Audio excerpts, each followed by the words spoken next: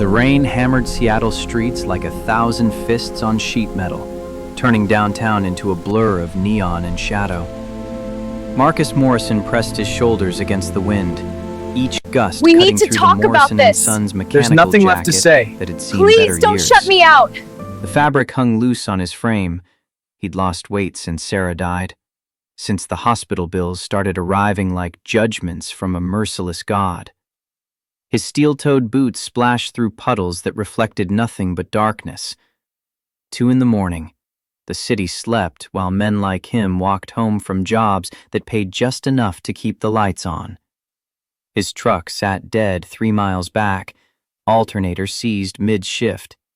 No money for a tow, no money for the repair he could do himself if he had the parts. The plastic container tucked under his arm held leftover chicken parmesan from Marcello's, the Italian place where he'd fixed their walk-in cooler at midnight. The owner had insisted he take food instead of the emergency rate, and Marcus hadn't argued. Ethan would eat well tomorrow. That mattered more than pride. The bus shelter appeared like salvation, though its plexiglass walls did nothing against the horizontal rain. Marcus ducked inside, setting the container on the bench with care. His hands ached. 12 hours tightening bolts, crawling through ceiling spaces, breathing refrigerant and dust. At 37, his body already kept score of every night shift, every skipped meal traded for his son's lunch money. He pulled out his phone. Dead. Of course. The charging cable in the truck wouldn't help him now. Headlights swept across the shelter, and Marcus looked up, expecting a bus that wouldn't come for another hour. Instead, a Porsche Cayenne pulled to the curb, black paint gleaming even through the downpour. The kind of vehicle that cost more than he'd earned in 3 years. The passenger window descended with a quiet hum. The woman inside looked like she'd stepped from a magazine Marcus couldn't afford. Dark hair pulled back severe, eyes the color of sea glass catching the streetlight. Her charcoal suit probably cost what he paid in rent. Everything about her screamed money, power, the kind of person who didn't stop for strangers shivering at bus stops. "You need help?" Her voice carried an edge, not unkind but not soft either. The voice of someone used to being obeyed. Marcus straightened, despite the exhaustion pulling at his spine. "I'm fine, just waiting out the rain." She looked at the plastic container beside him, then back at his face, reading him the way he read pressure gauges, quick, accurate, cutting through the surface. "That's restaurant leftovers. You're not fine. Get in, I'll drive you home." Heat crawled up his neck. Being seen, being known as the man who couldn't afford his own dinner, it burned worse than any physical cold. "I don't take charity, ma'am." Something flickered behind those cool eyes. Not pity, something harder. "It's not charity, it's a business transaction. You owe me a favor. Someday I'll collect." The words should have felt like a threat. Instead, they felt like the first honest thing anyone had said to him in months. No fake sympathy, no patronizing kindness. Just a deal, clean and clear. Marcus grabbed the container and climbed in before he could think better of it. The interior smelled like leather and something floral he couldn't name. Heated seats warmed his back immediately, and he had to suppress a groan of relief. The dashboard glowed with more technology than his apartment held. She pulled into traffic with the confidence of someone who owned the road. "Where to?" "South Seattle, Pike Street and 15th. He hesitated. "I appreciate this." "You already said that when you agreed." She kept her eyes on the road, windshield wipers beating steady rhythm. "I'm Rachel." Marcus. They drove in silence, broken only by rain and the purr of the engine. Marcus studied her from the corner of his eye. Mid-30s, maybe? The kind of beautiful that came with maintenance, gym memberships, salon appointments, things that required time and money he didn't have. But her hands gripped the wheel tight, knuckles pale. Tension lived in her shoulders despite the expensive clothes. "You work late," Marcus offered, trying to fill the space between them. "Always." Short. Final. Then, as if remembering social convention required more, "Board meeting ran long." Board meeting. At 1 a.m. Marcus didn't know that world, the world where meetings happened after midnight and people drove Porsches to them. He knew thermostats and compressor cycles, knew the precise pressure at which refrigerant became dangerous, knew how to make broke feel almost like enough. His apartment building appeared too soon, a squat brick structure that sagged with age and neglect. Graffiti decorated the ground floor despite the landlord's half-hearted attempts at removal. Marcus felt the gulf between them widen as Rachel took in the chain-link fence, the broken security light, the general air of making do. "Here's good." He reached for the door handle. "Marcus," her voice stopped him. "That favor I mentioned, I mean it. If I call, you answer." He met her eyes, found something there he couldn't name. Loneliness, maybe. Or hunger. Not for him, he wasn't stupid enough to think that, but for something he represented. Some world she'd left behind or never known. "I'll answer." The promise felt heavier than it should. He climbed out into the rain, and she was gone before he reached the building's entrance, taillights disappearing into the wet dark. The apartment sat on the 3rd floor, accessible only by stairs that creaked under his weight. Marcus unlocked the door quietly. The studio spread before him in all its cramped glory, 500 square feet that held everything they owned. Ethan's twin bed occupied the alcove behind a curtain, while Marcus's pull-out couch took up most of the living space. The kitchenette consisted of a hot plate, a mini-fridge, and a microwave older than his son. But the walls transformed everything. Ethan's drawings covered every surface, taped up with care. Rockets soaring toward construction paper stars, dinosaurs in primary colors, and scattered among them, the ones that broke Marcus every time, stick figures labeled "Mommy in Heaven with Angels," crayon clouds framing her smile. Marcus set the leftovers in the fridge, then checked on his son. Ethan slept curled on his side, dark curls sprawling across the pillow like his mother's used to. 6 years old and already carrying weight no child should know. The knowledge that Daddy worked too much, that money meant worry, that the other kids at school had things he couldn't have. Marcus pulled the threadbare blanket higher over Ethan's shoulders, brushing hair from his forehead. "I'm trying, buddy," he whispered. "I'm trying so hard." The couch protested as Marcus sank into it, still in his work clothes because the energy to change felt impossible to find. His phone, now charging, buzzed with a notification. A text from Linda, his sister in Texas. He knew what it would say before opening it. "Talked to Ethan's school counselor today. She says he's withdrawn. Struggling.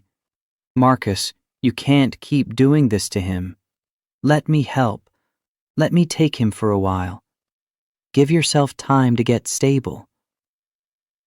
Marcus deleted the message without responding. Linda meant well. She had a nice house in Austin, a teacher's salary that stretched further than his mechanic's wage, a husband who coached Little League. She could give Ethan stability, routine, maybe even happiness, but she couldn't give him his father. The memory rose unbidden, sharp as broken glass. Sarah in the hospital bed, skin translucent, eyes hollowed by cancer that had eaten her from the inside out. Stage 4 breast cancer, diagnosed too late because they'd skipped the mammograms to save money. Mutual Trust Insurance had denied the experimental treatment that might have saved her, buried them in paperwork and appeals until she was too weak to fight. Her last words, whispered with what little breath remained. "Promise me you'll let Ethan be happy. Don't let grief steal his childhood." Marcus had promised, but some promises felt impossible to keep when you were drowning and your son was the only thing that mattered.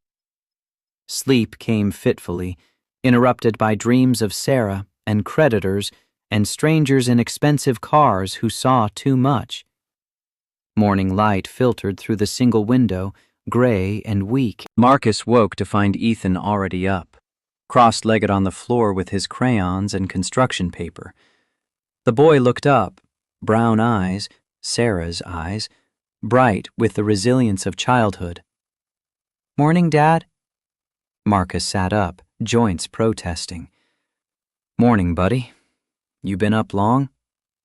"Just a little." Ethan held up his latest creation, a house with a red door, stick figures in the windows.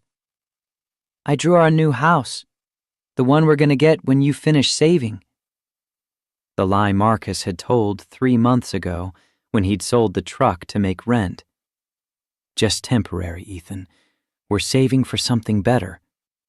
The truth, that they'd never have enough, that he was drowning in debt, that every month felt like barely keeping their heads above water, seemed too heavy for a 6-year-old to carry.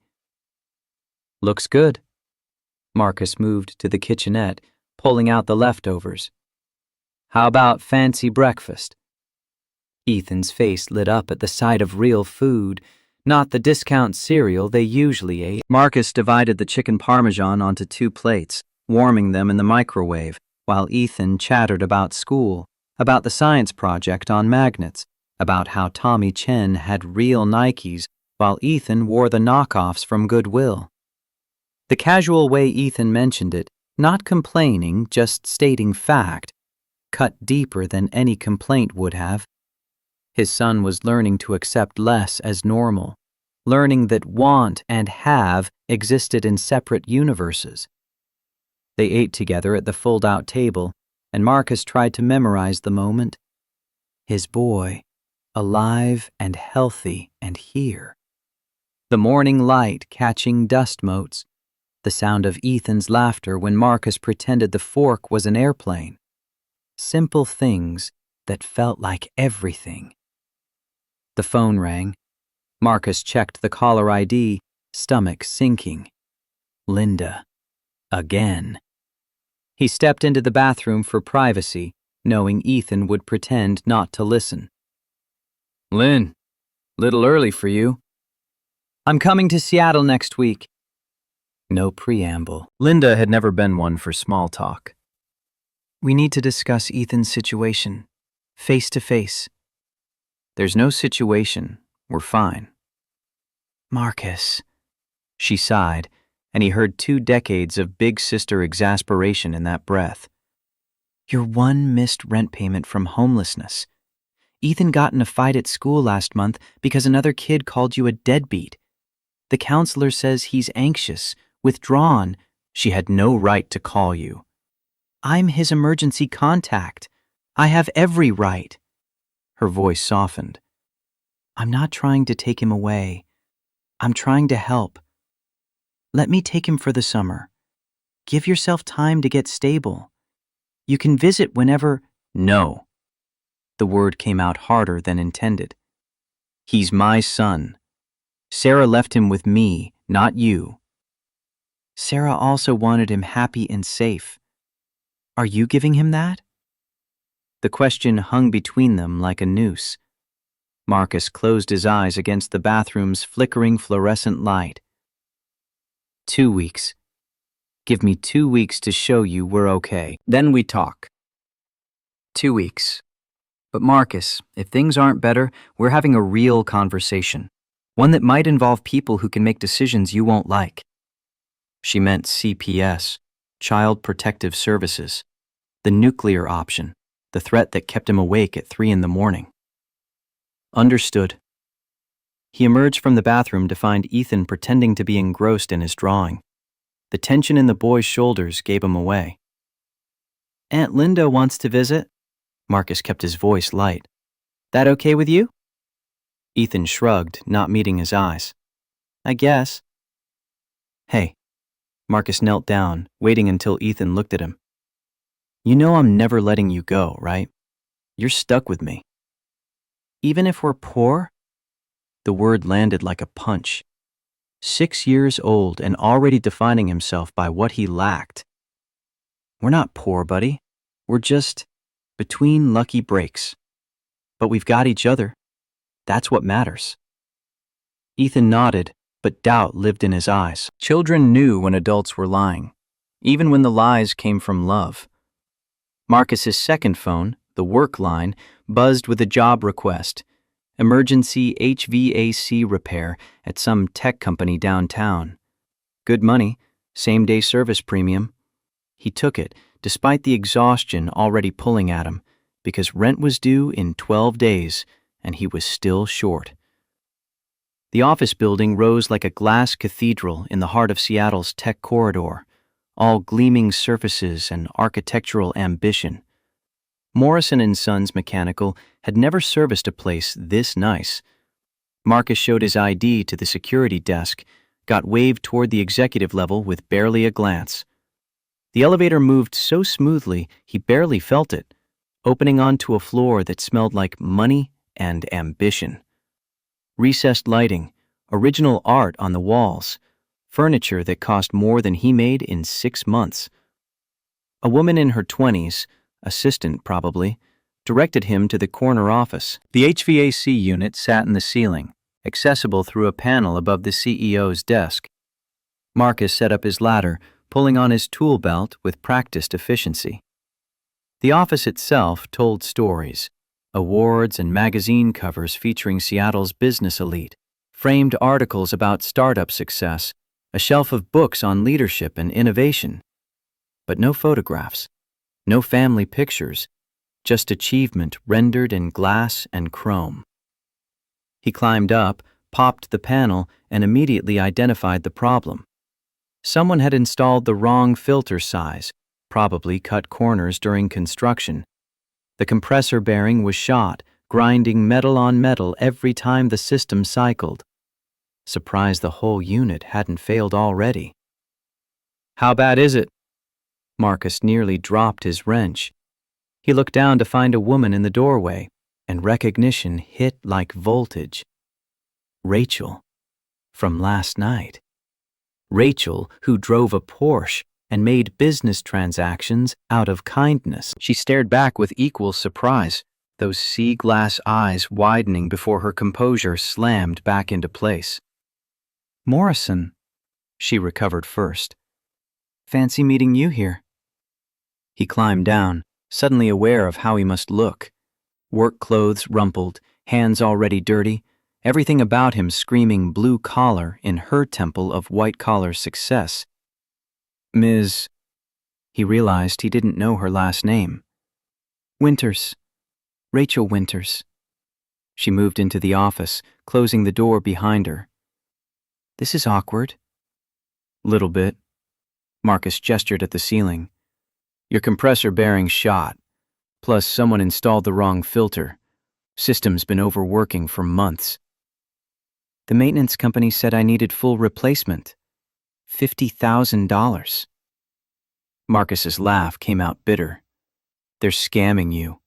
New bearings $400, filters $50, 2 hours labor, $700 total tops. She studied him with an intensity that made him want to check if he had grease on his face. Why would they lie? Because they think you can afford it. He met her eyes. Rich people are just ATMs to contractors. You wouldn't believe what they try to charge. Something shifted in her expression, armor cracking just enough to show the person underneath. I grew up in a trailer park. My mother was a waitress working 3 jobs. I know exactly what people charge when they think you're desperate. The confession hung between them, recontextualizing everything. The Porsche, the corner office, the suit that cost more than his monthly rent. All of it built from the ground up, earned, not inherited. You? Marcus couldn't hide his surprise. But you're CEO of a tech company, I know.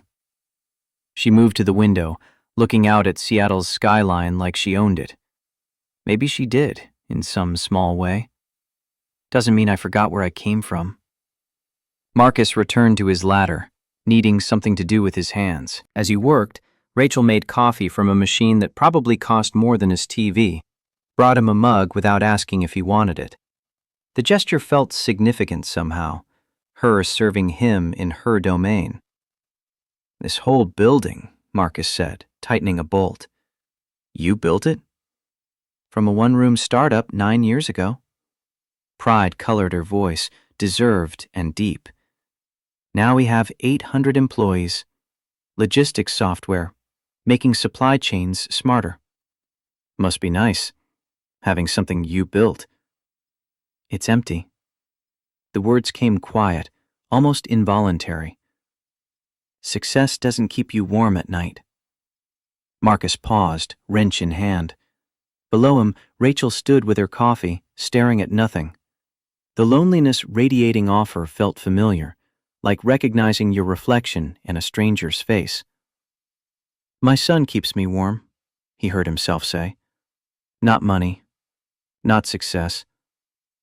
Just his laugh when I tuck him in. Rachel looked up at him, and for a moment the gulf between their worlds disappeared. You're richer than me, then. The bearing took 90 minutes to replace, Marcus working with the focus that had made him good at his job despite everything else falling apart. Rachel stayed, answering emails on her phone, but present in a way that felt deliberate, like she was choosing to occupy the same space as someone who fixed things with his hands instead of quarterly projections. When he climbed down the final time, she was waiting with payment. Cash, not a check. 700 exactly, no negotiation.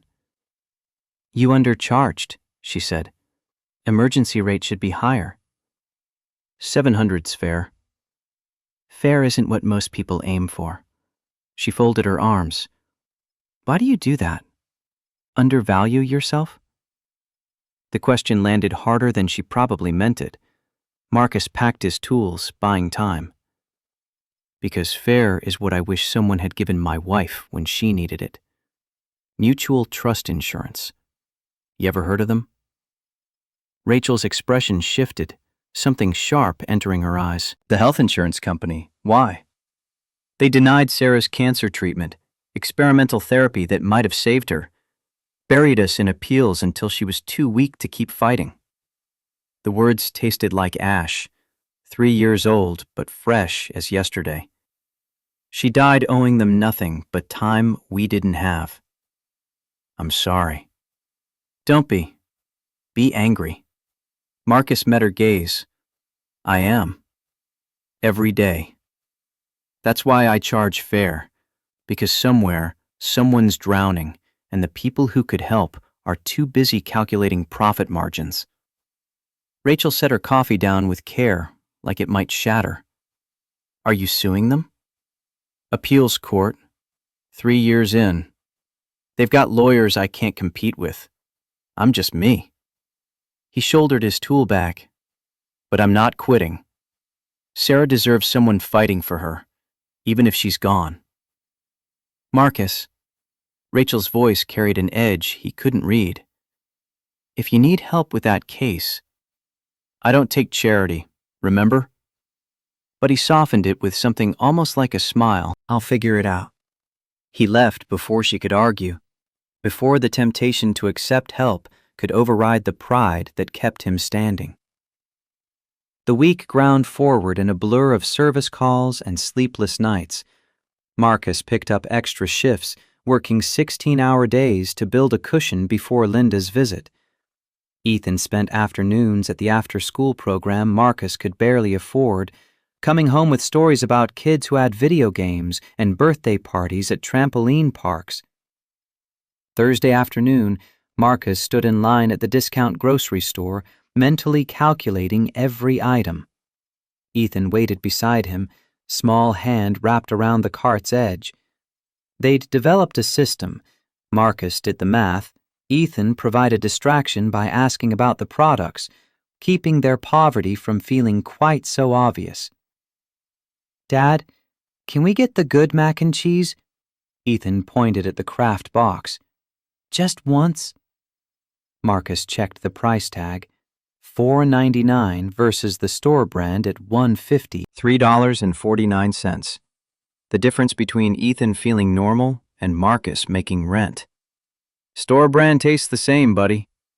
Ethan's face fell in that particular way children have, where disappointment lives but doesn't quite become complaint. Learning to want less. Learning that asking meant being told no. "Morrison." Marcus turned, stomach dropping. Rachel Winters stood 3 feet away, dressed in jeans and a sweater that probably cost $800, but looked casual. Her cart held organic produce and things that came in packaging Marcus didn't recognize. The gulf between their shopping habits felt wider than the Grand Canyon. "Ms. Winters?" He felt Ethan press closer to his leg. "Didn't expect to see you here." "I live nearby." Her eyes dropped to Ethan, and something in her expression shifted, softened. "This must be your son." Ethan peered up at her, curiosity overriding shyness. "I'm Ethan. Are you Dad's friend?"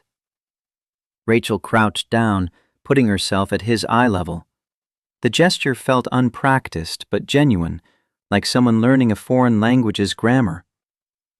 "I'm Rachel. Your dad helped me last week. Fixed something important." "Dad fixes everything." Pride rang in Ethan's voice. "He's the best." Marcus's throat tightened. His son's faith in him, uncomplicated and absolute, felt like both gift and burden. Rachel stood, something unreadable crossing her face. "Have you eaten lunch?"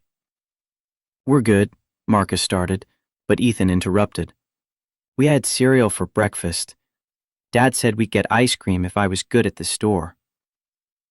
The lie Marcus had told to make grocery shopping bearable now trapped him. Rachel's eyes found his, and he saw her doing the math. Cereal for breakfast, leftovers for dinner, ice cream as a treat that probably wasn't coming. "There's a place next door," Rachel said. "They make good cones. My treat." "We can't. I'm not offering charity." She cut him off with the same words she'd used that rainy night. "I'm collecting on that favor. You owe me 30 minutes of your time. Both of you." Ethan looked up at Marcus with such hope that refusing felt cruel. Marcus managed a nod, and Ethan's resulting grin made the surrender worth it. The ice cream shop occupied a corner storefront, all bright tiles and cheerful music. Rachel ordered without looking at prices, chocolate for Ethan, coffee for herself, vanilla for Marcus, who hadn't asked for anything. They sat at a small table outside despite the lingering chill, Ethan swinging his legs and attacking his cone with single-minded joy. "You're good with kids," Marcus observed, watching Rachel attempt small talk with his son. "I'm terrible with kids." She wiped a drip from Ethan's chin with a napkin. "I just remember being 6 and wanting someone to notice me." Ethan, oblivious to the weight of adult conversation, chattered about his magnet science project. Rachel listened with focus that seemed foreign to her, like she was learning to care about things that didn't appear on quarterly reports. "Ms. Rachel, do you have kids?" The question landed with unexpected force. Rachel's coffee cup paused halfway to her lips. "No, I'm not. I work too much." "That's sad." Ethan delivered the verdict with childhood's brutal honesty. Kids are fun. You should get one. Ethan, Marcus's voice carried warning. That's not polite. He's right, though. Rachel's smile held edges. It is sad. Her phone buzzed. She checked it, and Marcus watched her face shift into CEO mode, jaw tightening, eyes hardening into the woman who ran board meetings at midnight. I need to take this. She stood, moving a few feet away. Her voice dropped low, but Marcus caught fragments. Trevor, hostile takeover, shareholders meeting Friday. Ethan licked his cone, content in the moment's simple pleasure. Marcus envied that ability to live right here, right now, without the weight of past and future crushing down. Rachel returned, composure cracked just enough to show stress underneath. Sorry, work crisis. Sounds serious. My ex-husband is trying to steal my company. She said it like discussing the weather, but her hands shook slightly as she gathered her things. It's fine, I'll handle it. Marcus recognized that particular lie. The one you told when handling it meant barely keeping your head above water. I should get Ethan home. Homework. He stood, but Rachel caught his arm. Marcus, that favor I mentioned? I'm serious. If you need anything... I know. He met her eyes. Same goes. You need someone to fix something, or just... I don't know. Talk? I answer when you call. Something passed between them, unspoken but real. Two people drowning in different oceans, recognizing each other across the water. They parted in the parking lot, Ethan waving enthusiastically until Rachel's Porsche disappeared around the corner. Marcus stood there longer than necessary, trying to understand why this stranger's kindness felt more significant than it should. Dad? Ethan tugged his hand. Is Miss Rachel your girlfriend? No, buddy. Just a friend. Oh. Ethan considered this. I like her. She's nice. Yeah. Marcus squeezed his son's hand. She is. That night, after Ethan fell asleep clutching his new dinosaur drawing, Marcus's phone rang. Unknown number. He almost didn't answer. Mr. Morrison? A woman's voice, professional and clipped. This is Jennifer Blake from King County Child Protective Services. I've received a complaint regarding your son's living situation. I need to schedule a home visit within the next 48 hours. The floor dropped out from under him. What complaint?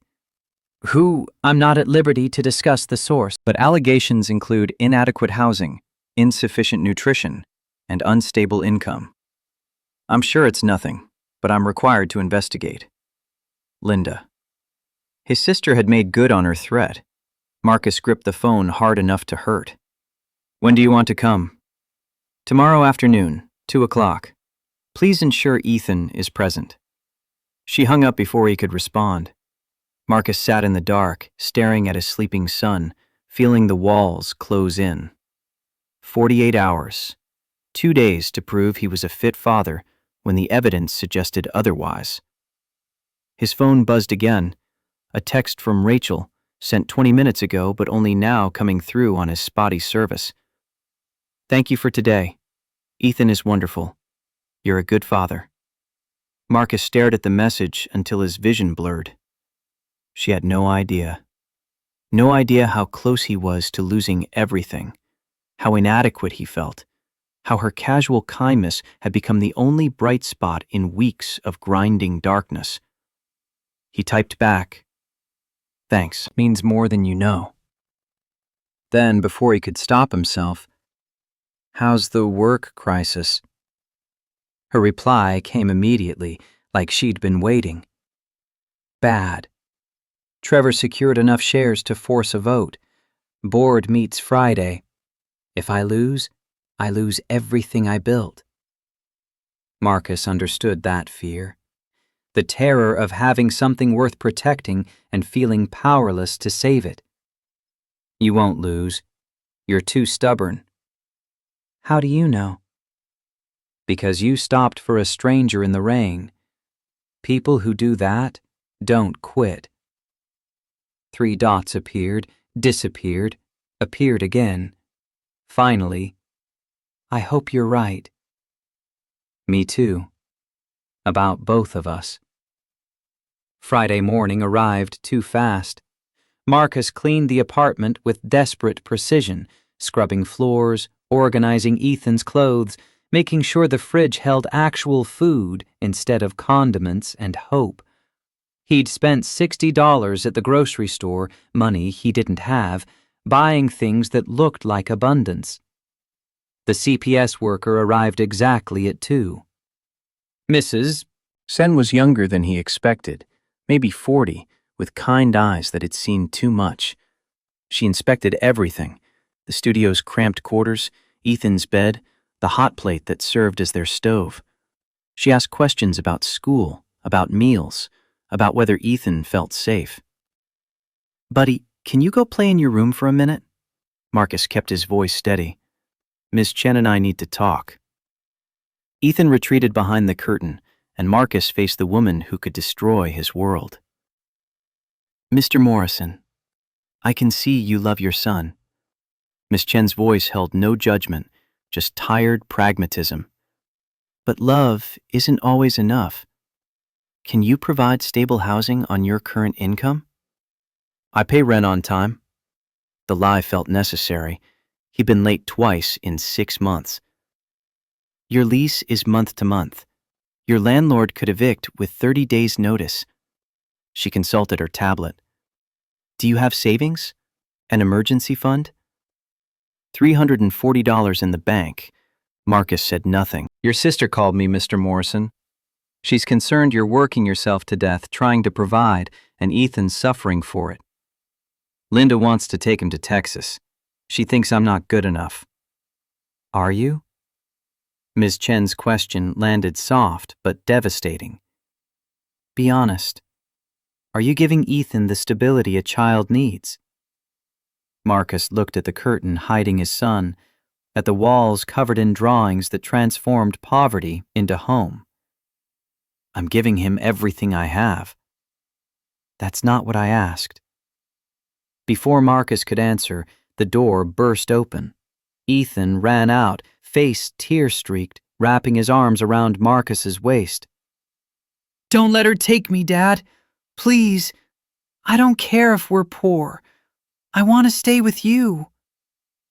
Ms. Chen's expression softened with a compassion that made everything worse. She closed her tablet. Mr. Morrison, I'm not removing Ethan today, but I'm opening a case file. You have 60 days to demonstrate improvement, stable housing, steady income, adequate provisions for your son's needs. If conditions don't improve, I'll recommend placement with family. 60 days. 2 months to prove his love could be enough. After Miss Chen left, Marcus held Ethan while his son cried. No words could fix this. No promises felt safe to make. He just held on, feeling the minutes tick toward an ending he couldn't prevent. His phone rang. Rachel's name lit the screen. Marcus almost didn't answer, but Ethan had finally cried himself out, and the silence felt too heavy to bear alone. Hey. Marcus. Rachel's voice came tight with something close to panic. I need that favor. The one I'm owed. Can you do something for me tonight? What kind of something? My board meets in an hour. Trevor's arguing I'm unstable, that I have no life outside work. If I show up with someone if it looks like I'm not just my job. She stopped, regrouping. I need you to come to this meeting. Stand with me. Let them see I'm connected to real things. Marcus understood what she was asking, to be proof of her humanity, to make her look whole in front of people who wanted to tear her down. You want me to pretend to be your boyfriend? I'm asking you to be my friend. In public. What they assume is their problem. She paused. You said you'd answer when I called. I'm calling. Ethan looked up at him, still clinging to his waist. Marcus thought about the CPS case, about 60 days, about how sometimes the only way to save yourself was to help someone else first. What time? 6 o'clock. Winters Tech Building downtown. Where? She stopped. Never mind. Wear what you have. Just be there. Marcus hung up and looked at his son. Buddy, I need to help Ms. Rachel with something tonight. Can you stay with Mrs. Chen downstairs for a few hours? The Ms. Rachel from Ice Cream? Yeah. Ethan's eyes brightened despite the afternoon's trauma. Is she in trouble? Kind of. Then you should help her. Delivered with 6-year-old certainty. Heroes help people. Marcus pulled his son close, throat tight. When did you get so smart? I learned from you. The suit hung in Marcus's closet like a ghost, the last nice thing he owned from his Boeing days, when mechanical engineering meant ties and presentations instead of grease and night shifts. 10 years old, but clean, altered twice to fit his thinner frame. He dressed with care, checking his reflection in the bathroom's clouded mirror. He looked tired, older than 37, but presentable, almost like someone who belonged in boardrooms. Ethan watched from the couch, giving a thumbs up. You look fancy, Dad. Feel ridiculous. Ms. Rachel will like it. Marcus ruffled his son's hair, grabbed his keys, and headed into the evening that would change everything, without him knowing it yet. The Winters Tech Building dominated its block, glass and steel reaching toward a sky going purple with dusk. Marcus showed his ID at security, got directed to the 15th floor.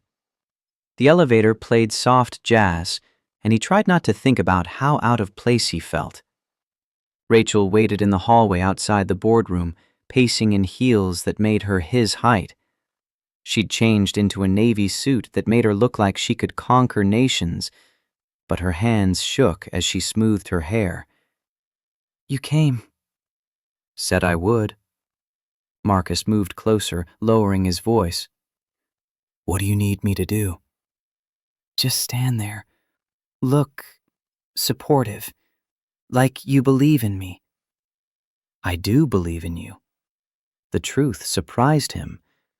You stopped for a stranger in the rain, built a company from nothing, remembered what it's like to be hungry. People like that don't lose. Rachel's eyes glistened. She blinked hard, armor slamming back into place. Ready? No. But let's go anyway. The boardroom held 9 people around a mahogany table, all of them radiating wealth and power. At the head sat a man Marcus recognized from the ruthless set of his jaw, Trevor Lansing. Expensive suit, shark smile, everything about him screaming predator. Trevor's eyes locked on Marcus. Rachel, who's your friend? Marcus Morrison, my partner. She said it with steel, daring anyone to question. Partner. Trevor's laugh held edges.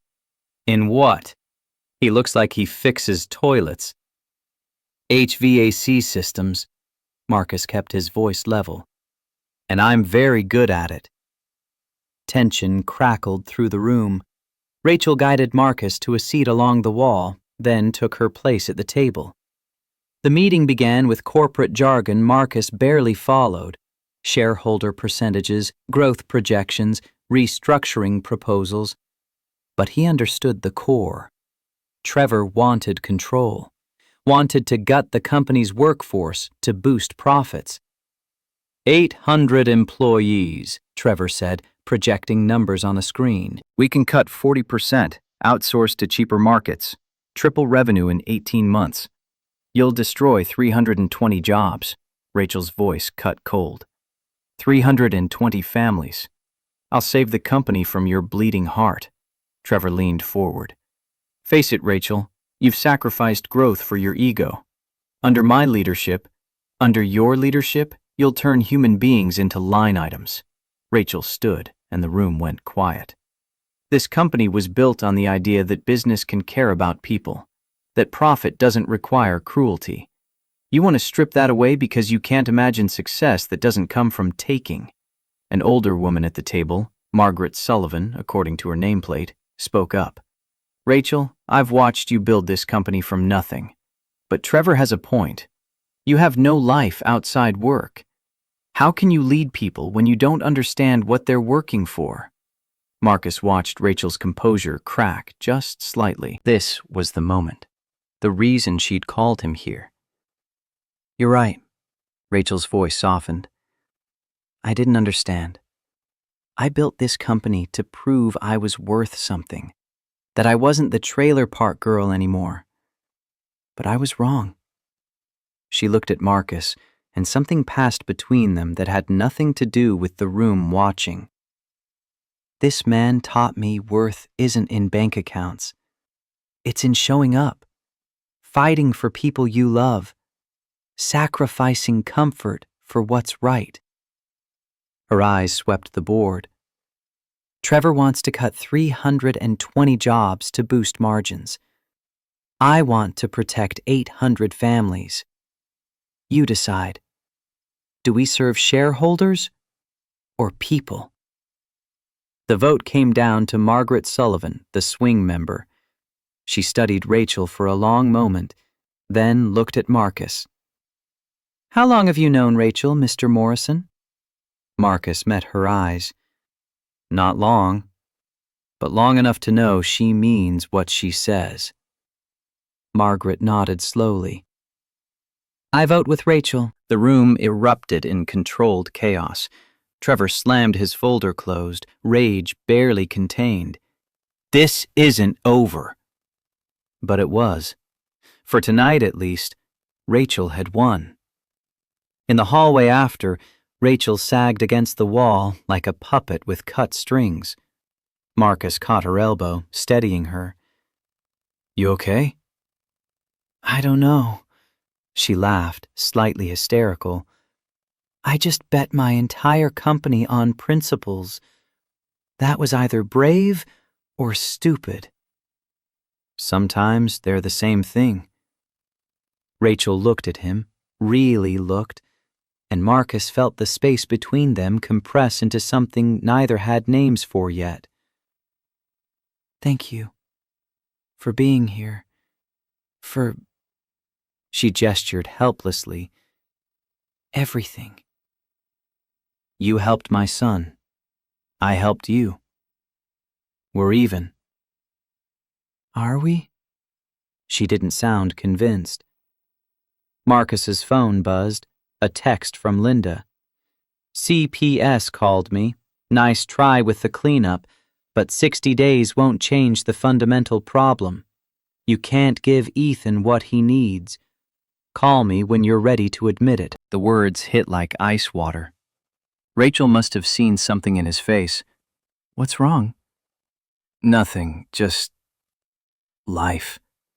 He pocketed his phone. I should go. Ethan's waiting. Marcus. Rachel grabbed his arm. Whatever it is, I'll handle it. He pulled free gently, like I always do. He left before she could argue, before the temptation to unload his burden on someone who seemed to care could overwhelm the pride keeping him standing. The apartment felt smaller when he returned, walls closing in with a weight of 60 days and impossible standards. Mrs. Chen brought Ethan up, the boy sleepy but excited. Did you save Miss Rachel?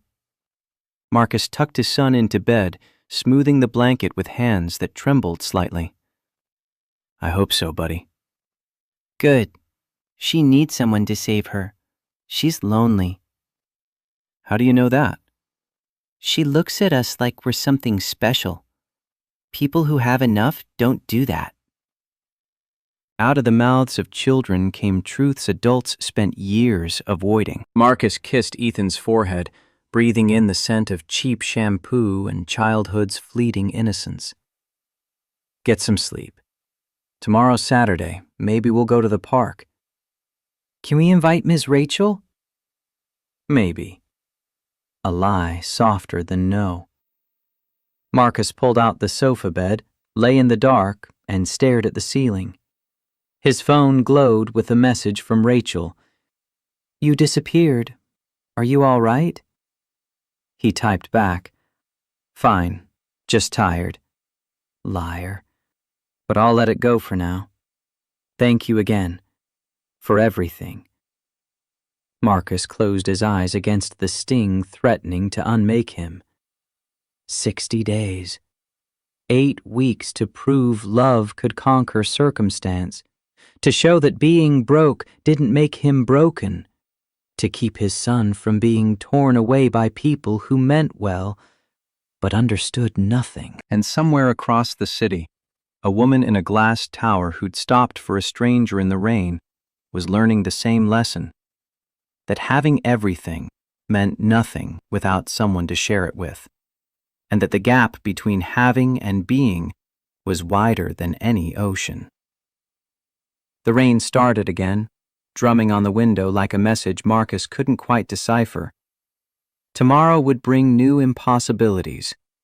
Tonight, he had his son sleeping safely in the next room, and the memory of a woman who'd seen him, really seen him, and hadn't looked away. It would have to be enough, because it was all he had.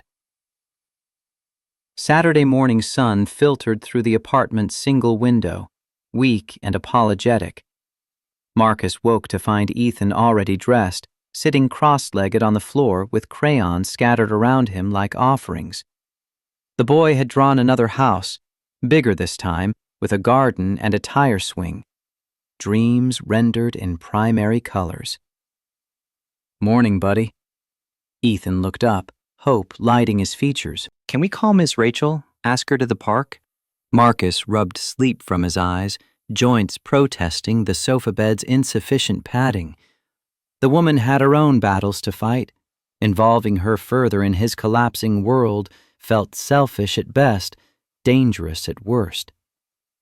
She's busy, Ethan. Important people have schedules. She didn't seem too busy for ice cream. Children possessed an uncomfortable talent for spotting adult evasions. Marcus pulled himself upright, reaching for his phone.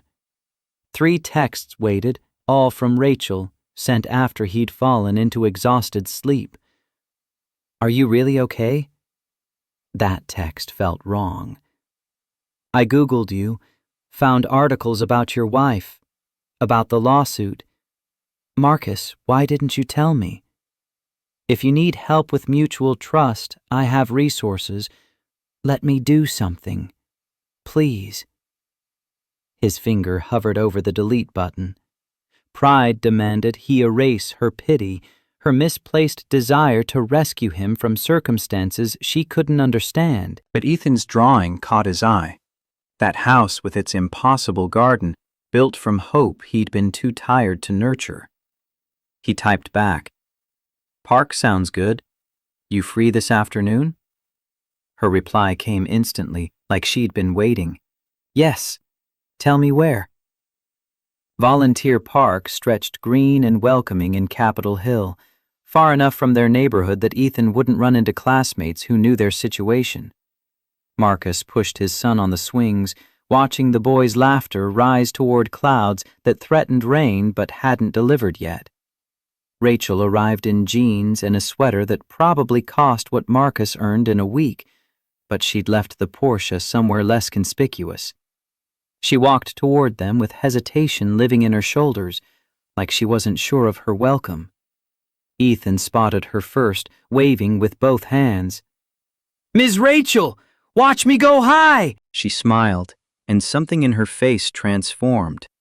softened from CEO to just woman, watching a child find joy in simple motion. Marcus felt his chest tighten with an emotion he didn't want to name. He's fearless, Rachel observed, standing beside Marcus as Ethan pumped his legs higher. Gets that from Sarah. She was never scared of anything except dying young. The words escaped before he could cage them. Sorry, that was... Honest. Rachel's eyes stayed on Ethan. I read about her. About the insurance denial. Marcus, why are you fighting that alone? Because it's my fight. My failure. He kept his voice low, aware of his son's proximity. I should have gotten better insurance. Should have paid attention to the fine print. Should have had savings for emergencies instead of living paycheck to paycheck. That's not failure. That's being human in a system designed to break people like us. The phrase hung between them. People like us, acknowledging the gulf they'd both crossed from different directions, her climbing up and him sliding down. Ethan jumped from the swing at its apex, landing with a whoop of triumph. He ran to Rachel, grabbing her hand with the casual ease of childhood. "Come see the fountain. It has ducks." Rachel let herself be pulled, glancing back at Marcus with something like panic. He followed, watching her navigate the foreign territory of a 6-year-old's enthusiasms. She knelt by the fountain's edge, pointing out mallards with a focus she probably brought to quarterly reports. "That one's the dad," Ethan explained with authority. "See the green head? The brown ones are mom's." "How do you know so much about ducks?" "Library books. Dad takes me every week. It's free." Rachel's eyes found Marcus over Ethan's head, understanding blooming in her expression. Free. The word that dictated their lives, the filter through which all activities passed. Marcus's phone shattered the moment. Linda's name flashed on the screen. He moved away to answer, leaving Rachel with Ethan by the fountain. "You've got 48 hours until I arrive." His sister's voice held no greeting, just countdown. "Have you thought about what I said?" "Every minute of every day, Lynn. Hard to think about anything else." CPS opened a file. You know what that means. Once they're watching, they're always watching. One mistake and Ethan's gone. He's not going anywhere. Then prove it. Show me something's changed, because from where I'm standing, you're drowning and too proud to grab the life preserver. Marcus ended the call without responding, pocketing his phone with hands that wanted to shake. When he turned back, Rachel was teaching Ethan how to skip stones across the fountain, technically not allowed, but the park was empty enough that no one cared. "Your sister?" Rachel asked when Ethan ran to collect more stones. "Incoming inspection. 48 hours to make my life look acceptable." What does acceptable look like to her? Stable income, real apartment, proof I'm not working myself into an early grave trying to survive. He kicked at the grass. Basically, proof I'm not me. Rachel stood, brushing dirt from her jeans with deliberate care. What if you didn't have to prove anything? What if circumstances just changed? Don't. Marcus cut her off before she could finish. Whatever you're about to offer, don't. I know how this goes. Rich person feels bad, throws money at the problem, feels better about themselves. Then they move on, and I'm left with charity I can't repay. That's not what I'm... It is. Always is. He forced his voice lower, aware of Ethan nearby. You want to help? Great. But help because it means something to you, not because it makes your guilt easier to carry. Rachel's jaw tightened, anger sparking behind her carefully controlled expression. You think I'm helping out of guilt? That this is some rich girl's pet project? Isn't it? The slap came fast, not hard, more shock than pain. Marcus's head snapped sideways, and for a moment they just stared at each other, both breathing hard. Don't you dare. Rachel's voice shook with fury, barely contained. Don't reduce what I feel to boredom or pity or whatever story you're telling yourself to keep people away. Ethan's voice broke through. Why did you hit Dad?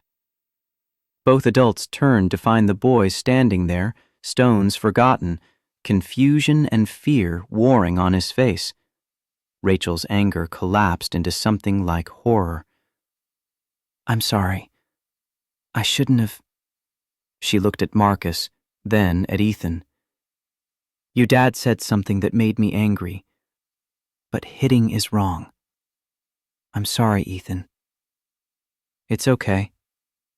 Ethan moved to Marcus, wrapping small arms around his waist. Sometimes people get mad. Mom used to say, everyone gets one mistake. Sarah's words, coming from their son, hit Marcus harder than Rachel's palm had. His wife's grace, living on in the child they'd made together. Yeah. Marcus touched Ethan's hair, then met Rachel's eyes. Everyone gets one mistake. I'm sorry too. That wasn't fair.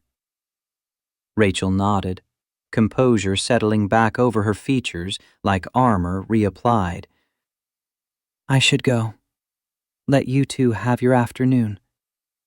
Wait, Marcus surprised himself. You drove all the way here. Stay, at least until Ethan gets hungry. She hesitated, calculating risks he could only guess at.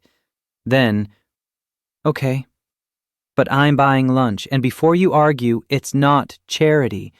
It's me wanting to spend time with people who don't talk about market shares.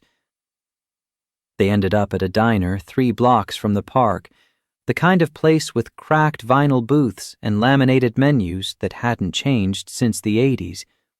Ethan ordered a grilled cheese, Marcus coffee he didn't need, Rachel a salad she barely touched. Ms. Rachel, why don't you have kids? Ethan asked through a mouthful of sandwich. Ethan, chew first, talk later. The boy swallowed obediently, then repeated his question with wide-eyed curiosity that made dodging impossible. Rachel set down her fork with care. I was married once. My husband wanted different things than I did, so we divorced. Was he mean? Sometimes. Mostly he was just selfish. He wanted what I'd built, not me. Marcus found himself leaning forward despite every instinct screaming to stay neutral. How long ago? 2 years. We'd been married 5. She pushed lettuce around her plate. He cheated with my assistant. When I found out, he tried to take half the company in the divorce, said he'd contributed to its success by supporting me emotionally. The lawyers laughed him out of court, but he still got $5 million. Jesus. Yeah. Rachel's smile held no humor. Turns out love and greed look the same until you're watching your bank account drain. Ethan, oblivious to adult complications, had moved on to drawing on his paper placemat with the crayons the waitress provided. He drew 3 stick figures, recognizable as himself, Marcus, and Rachel, based on the careful addition of her long hair. That's us, he announced proudly. Rachel stared at the drawing like it might bite her. Marcus understood the feeling. His son's casual inclusion of her in their narrative felt simultaneously right and terrifying. Can I keep this?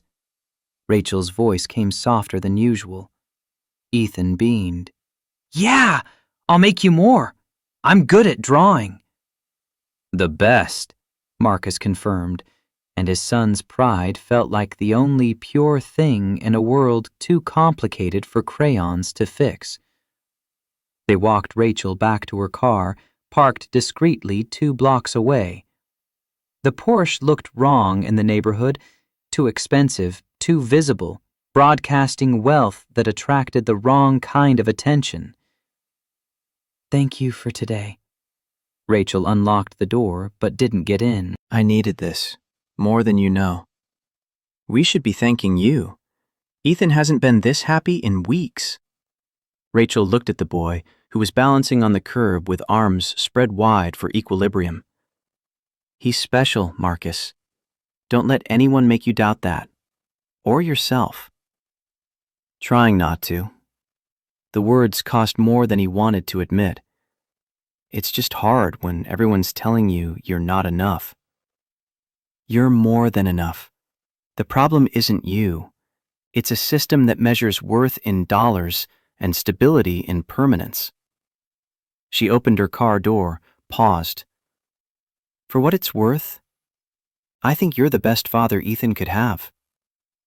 Marcus watched her drive away, Ethan waving until the Porsche disappeared around a corner. His son's hand found his, small and trusting. I like her, Dad. She's lonely like us. We're not lonely. We have each other. That's not the same. Delivered with 6-year-old wisdom that cuts straight to truth. We're lonely for more people. She's lonely for any people. Marcus had no answer to that. They walked home through streets that felt heavier than they had that morning, carrying the weight of connections that complicated everything. Sunday brought rain and the kind of anxiety that lived in Marcus's chest like a second heartbeat. He cleaned the apartment again, scrubbing floors that were already clean, organizing possessions that barely filled half the space. Linda would arrive Monday afternoon. 24 hours to make his life look like something worth preserving. His phone buzzed with an email from his lawyer, the public defender handling the mutual trust case. The subject line alone made his stomach drop. Appeal denied. Next steps. Marcus opened it with hands that wanted to shake. Mr. Morrison, I regret to inform you that the State Appeals Court has denied our petition for expedited review. Mutual Trust's legal team successfully argued that Mrs. Morrison's case does not represent unusual hardship warranting special consideration. Our options at this point are limited. We can request Federal Appeals Court review, unlikely to be granted, accept Mutual Trust's settlement offer of $15,000, or withdraw the case entirely. Please advise how you wish to proceed. Roger Chen, Public Defender's Office. $15,000. Less than 10% of what they owed, what Sarah had needed, what her death had cost in every way that mattered. Mutual Trust was betting he'd be tired enough, broke enough, desperate enough to accept crumbs and call it justice. They were right.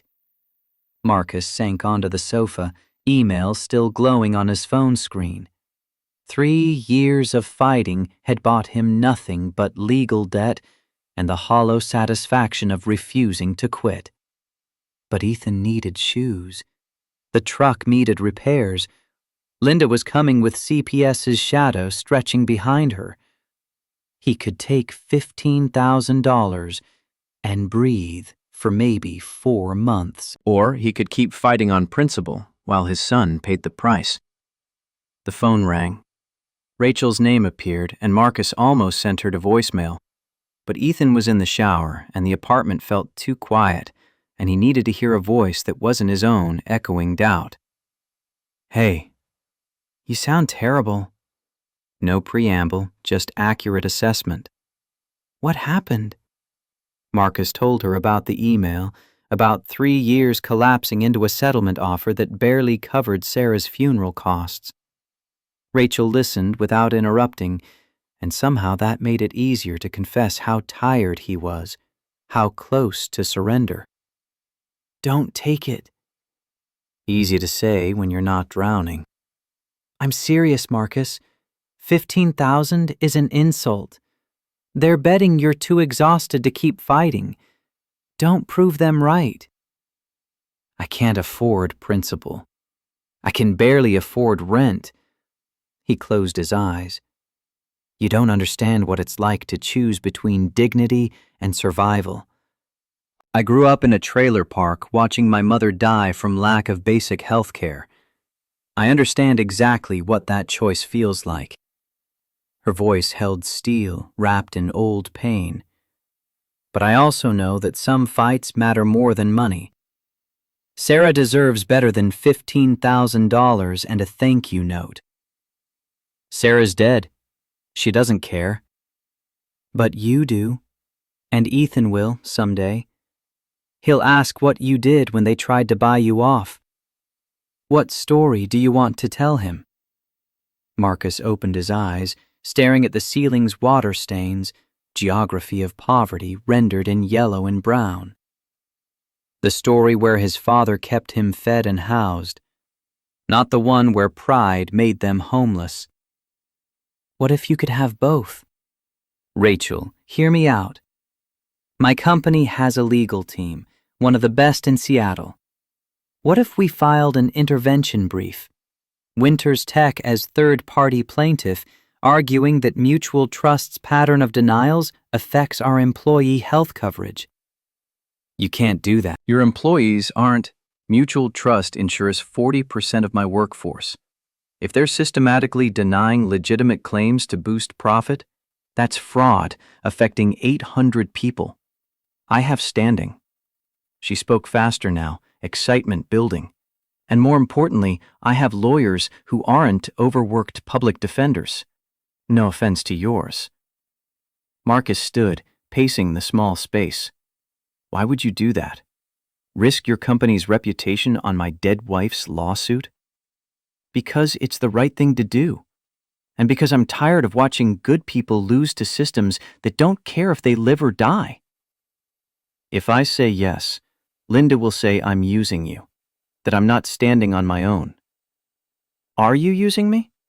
Or are you accepting help from someone who wants to give it? The question stripped away his defenses, leaving only the raw truth. He was terrified. Terrified of accepting help that might evaporate. Terrified of owing something he couldn't repay. Terrified that letting Rachel into his fight meant giving her power to hurt him when she inevitably left. I need to think about it. That's fair. But Marcus, think fast.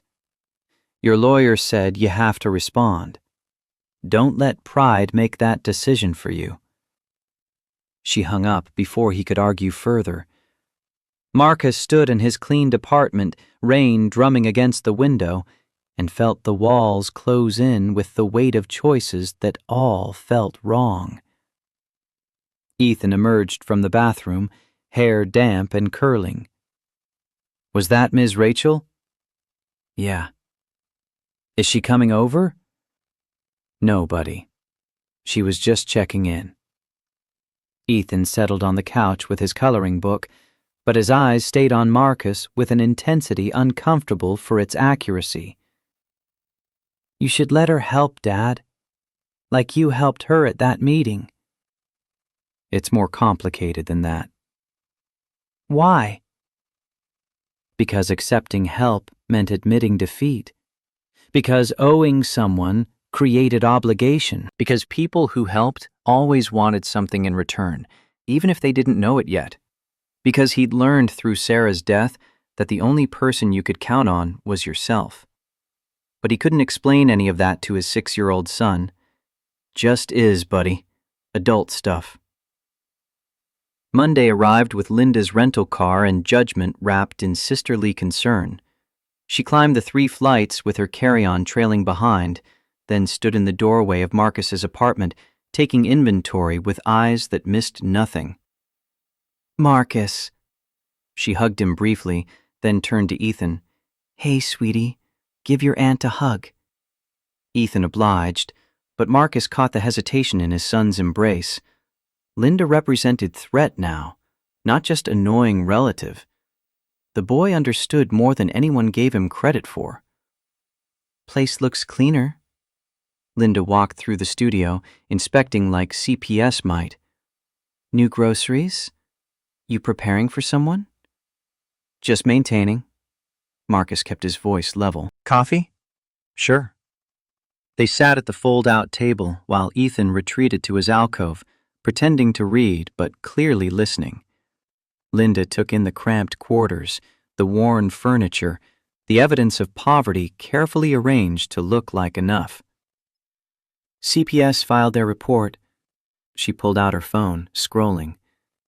You've got 54 days left in your evaluation period. Ms. Chen noted that Ethan appears well cared for, but expressed concern about long-term stability. I'm working on it. How? You're still doing the same job, living in the same place, one emergency from collapse. She set her phone down. I'm not trying to be cruel, Marcus. I'm trying to be realistic. Ethan deserves better than barely surviving. He deserves his father. Does he? Or does he deserve someone who can provide actual stability? Linda's expression softened. You're killing yourself, trying to be enough. Let me help. 6 months in Texas. Let Ethan have a real room, consistent meals, a parent who isn't working 80 hours a week. You can visit whenever. No. The word came out harder than intended. We've been through this. He's my son. He's Sarah's son, too. And she made me promise to step in if things got bad. Linda leaned forward. They're bad, Marcus. Admit it. You can't give him what he needs. Ethan's voice cut through the tension. I don't want to go to Texas.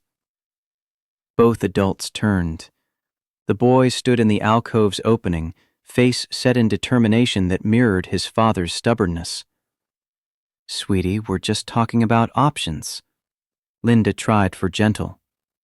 No, you're trying to take me away because Dad's poor. But being poor doesn't mean he's bad. It means stuff is hard. And we get through hard stuff together. Marcus's throat tightened. Ethan, go to your room for a minute. I don't have a room. I have a bed behind a curtain. Delivered without self-pity, just fact. But it's okay. Because Dad's there when I have nightmares. He makes me breakfast even when he's tired. He never misses school stuff, even though it means missing work. That's what matters. Linda looked at Marcus, something like pain crossing her features. You taught him that. To accept less than he deserves. I taught him that love matters more than money. Love doesn't pay for college, or therapy, or the 100 other things growing kids need. Then I'll figure it out, like I always do. His sister stood, gathering her bag with movements sharp with frustration. You have 54 days, Marcus. Prove me wrong. Show CPS you can provide more than just love. Because if you can't, I'm petitioning for custody. And I'll win. She left without the goodbye Ethan offered, her footsteps echoing down the stairwell like countdown to doom. Marcus pulled his son close, breathing in the scent of cheap shampoo and childhood's fleeting certainty. I'm sorry, buddy. This isn't fair to you. It's okay, Dad.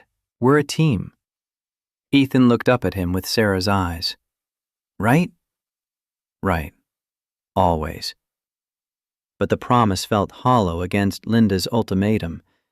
54 days to transform poverty into stability, to make barely surviving look like enough, to prove that love could conquer circumstance when every system in place said otherwise. His phone buzzed. Rachel. How did it go with your sister? Marcus typed back with thumbs that felt numb. About as well as expected. She's threatening custody petition if I don't get stable in 54 days. 3 dots appeared, disappeared, appeared again. Finally, then we make you stable. Let me help. How? Job offer. Facilities manager at Winters Tech. $85,000 salary. Full benefits. On-site childcare. Real contract. Real position. Not charity. I need someone who actually knows how buildings work. Half my systems are held together with duct tape and hope. Marcus stared at the message until the words blurred. $85,000. Benefits. Childcare.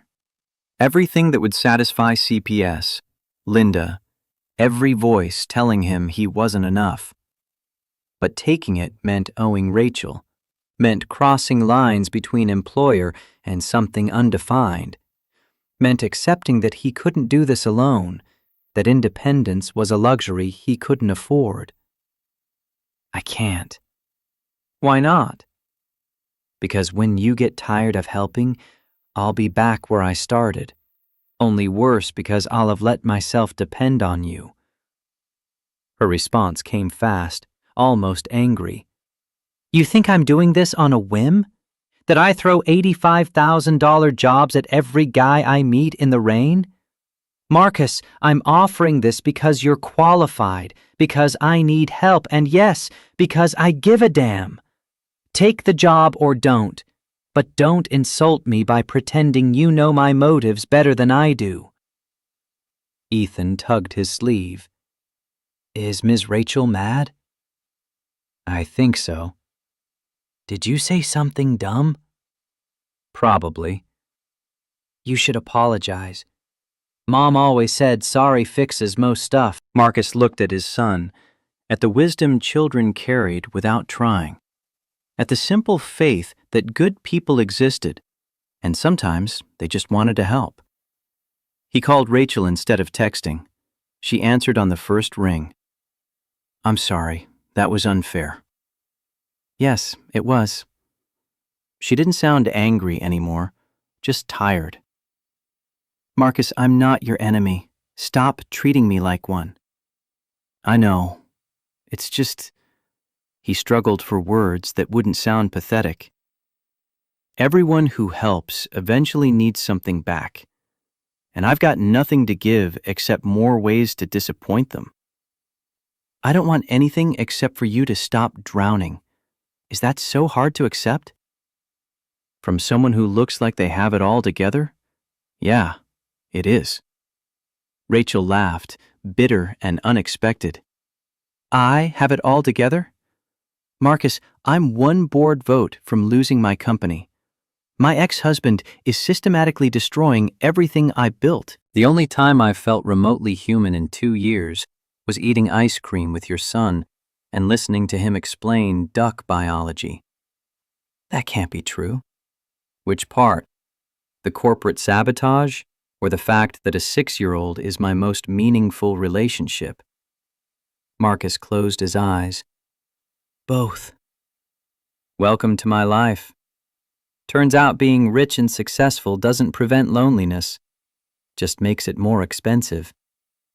So we're both drowning, just in different oceans. Maybe. Or maybe we could try treading water together. See if 2 people drowning equals 1 chance at survival. The metaphor stretched thin but held truth underneath. Marcus made a decision that felt simultaneously inevitable and terrifying. Okay. Okay what? The job. I'll take it. But not as charity, as employment. You fire me the second I'm not pulling my weight. Rachel's exhale carried relief he could hear through the phone. Deal. Can you start Monday? I'll have HR draw up contracts. That's 6 days. You have 54 days to prove stability. Better not waste time. She hung up before he could second-guess himself. Marcus sat in his cleaned apartment, phone cooling in his hand, and felt the world shift in ways he couldn't predict, but maybe, just maybe, didn't have to face alone. Ethan appeared beside him, crayons clutched in one hand. Did you take the job? Yeah, I did. Good. Ms. Rachel needs you, and we need her too. Even if you're too stubborn to say it. Marcus pulled his son into his lap, holding tight against the terrifying rush of change. When did you get so smart? I learned from Mom. She said smart people know when to ask for help. Sarah's voice filtered through their son's memory, delivering the wisdom Marcus had spent 3 years ignoring. He buried his face in Ethan's hair and let himself feel the full weight of what he'd just accepted. Responsibility, connection, the end of isolation he'd worn like armor. Yeah, she was the smart one in this family. You're smart too, Dad. Just slow sometimes. The rest of the week passed in bureaucratic chaos. Paperwork from Winters Tech HR, background checks Marcus prayed wouldn't flag his financial situation, orientation materials for a job he'd never imagined holding. Rachel texted coordinates and schedules, all business now that the personal waters had been temporarily navigated. Thursday night, his phone rang with a number he didn't recognize. Marcus answered, expecting spam. Mr. Morrison? This is Gerald Harding, Chief Legal Counsel at Winters Tech. Marcus's stomach dropped. Mr. Harding, how can I help you? I wanted to personally welcome you to the team. Ms. Winters speaks highly of your technical expertise. The man's voice carried oil and charm in equal measure. I also wanted to give you some friendly advice, off the record. What kind of advice? Rachel Winters is brilliant, but she has a pattern of getting emotionally attached to projects. People become causes. Causes become crusades. It's admirable, but ultimately destructive. I'm not following. I'm saying she's trying to save you, Mr. Morrison, like she saves stray dogs and failing startups. It feels good while it lasts, but eventually, reality intrudes. The company has priorities beyond individual charity cases. When that happens, you'll find yourself back where you started, only now you'll have gotten used to stability you can't maintain alone. Marcus's hand tightened on the phone. Are you threatening me? Not at all. Just offering perspective from someone who's watched Rachel's pattern play out before. She means well, but good intentions don't change the fact that you're a liability she can't afford long term, especially with Trevor Lansing circling. Why are you telling me this? Because I like you, Morrison. You remind me of my father. Honest, hardworking, doomed by circumstances beyond your control. I'd hate to see you get hurt when Rachel inevitably chooses her company over her conscience. Gerald hung up before Marcus could respond. He sat in the dark, Ethan asleep behind the curtain, and felt doubt crawl back in with familiar weight. Was he Rachel's charity project? Another cause for her to champion until it became inconvenient? Gerald's words had the ring of experience, the authority of someone who'd seen this pattern before. But under the doubt lived something else. Anger. At being told what to think, who to trust, how to interpret someone else's motives. Rachel had shown up when she didn't have to, had offered help that cost her reputation and resources, had seen him at his worst, and still believed he deserved better. That had to mean something. Marcus pulled out his phone, typing carefully. Got a weird call from your legal counsel, Gerald Harding. Said some things about you having a pattern of saving people. Wanted to warn me not to get too comfortable. Rachel's response came minutes later, fury transmitted through punctuation. Gerald said, "What? That backstabbing snake. He works for Trevor, has for months, feeding him information, undermining every decision I make. I just haven't been able to prove it yet." Why would he warn me then? Because he knows you're vulnerable, knows that doubt is cheaper than evidence. Marcus, don't listen to him. He's trying to isolate me by making you question my motives. Are you sure? About which part? That he's sabotaging me, or that my motives aren't what he says? Both. The pause stretched long enough that Marcus wondered if he'd pushed too far. Then, "Come to my office tomorrow, after hours. I'll show you exactly what Gerald's been doing. And then you can decide for yourself if I'm worth trusting." Marcus agreed because the alternative was letting fear make his decisions. He'd spent 3 years isolated by tragedy and pride. Maybe it was time to risk connection, even if it came with the possibility of being wrong. Friday evening found him back at Winters Tech, the building mostly empty except for security and workaholics burning weekend hours. Rachel met him at the elevator, dressed in jeans and exhaustion. "Thank you for coming." Not sure what I'm doing here. "Witnessing. Because if this goes wrong, I need someone who knows the truth." She led him to her office, closing the door before pulling up files on her computer. Emails between Gerald and Trevor discussing strategy for the hostile takeover. Internal memos Gerald had sent to board members undermining Rachel's decisions with carefully worded concern. Financial documents showing payments from Trevor's shell companies to Gerald's offshore accounts. How did you get these? Marcus stared at the evidence. Margaret Sullivan. She's been investigating Gerald for weeks.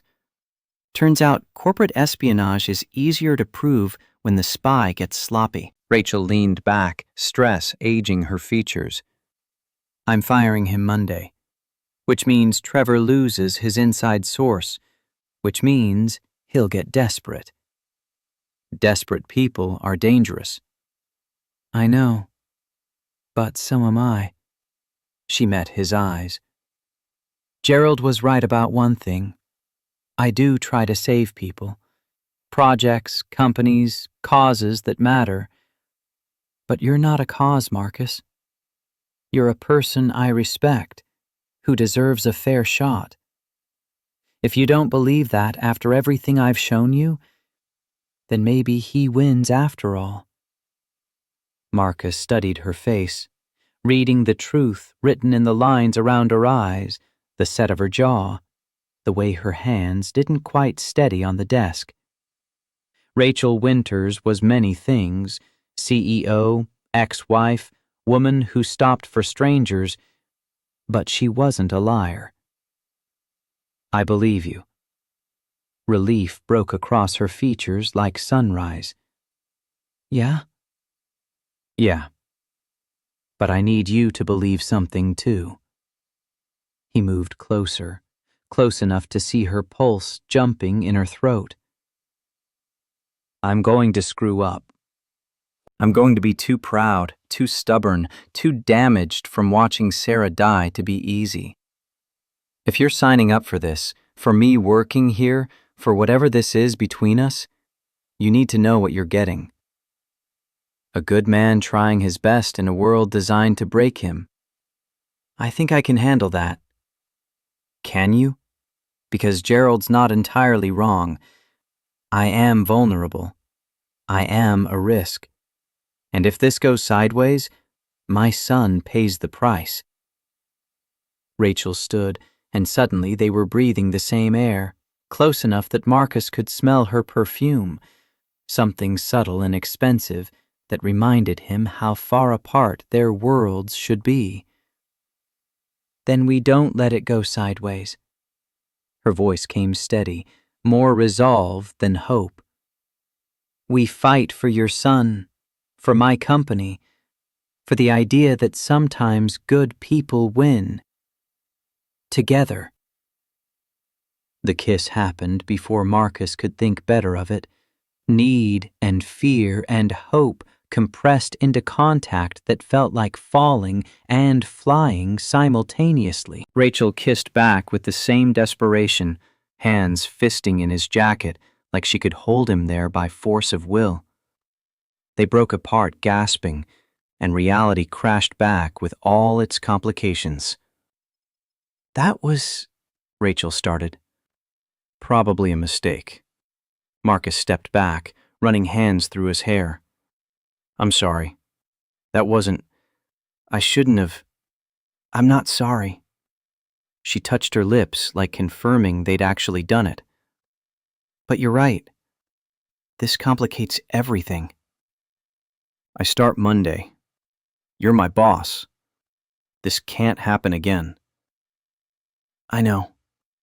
But neither of them moved, the space between them charged with everything they weren't saying, and Marcus knew with sinking certainty that this was just beginning, whatever this was, and that it would change everything in ways neither could control.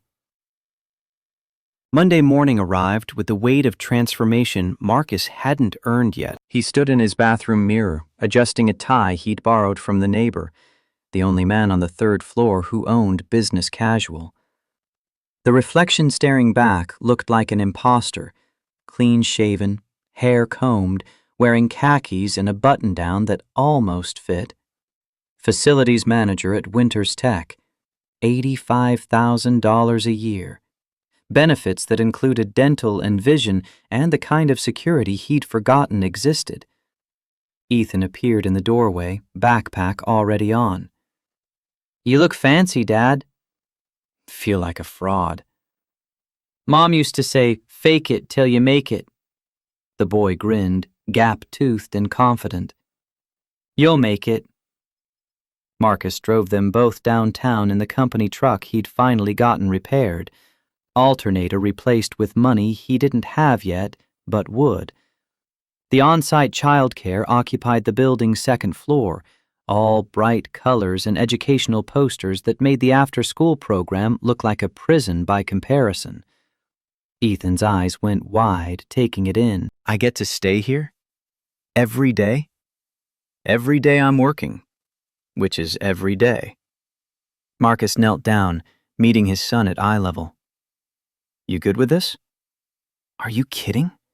They have computers and a reading corner and..." Ethan spotted other kids through the window. "Can I go?" Permission granted, Ethan disappeared into a world Marcus could never have provided alone. A teacher with kind eyes and a name tag reading Miss Jennifer appeared to process paperwork, asking questions about allergies and emergency contacts like these were normal things every parent navigated instead of luxuries. "Mr. Morrison?" A woman's voice pulled him from the intake forms.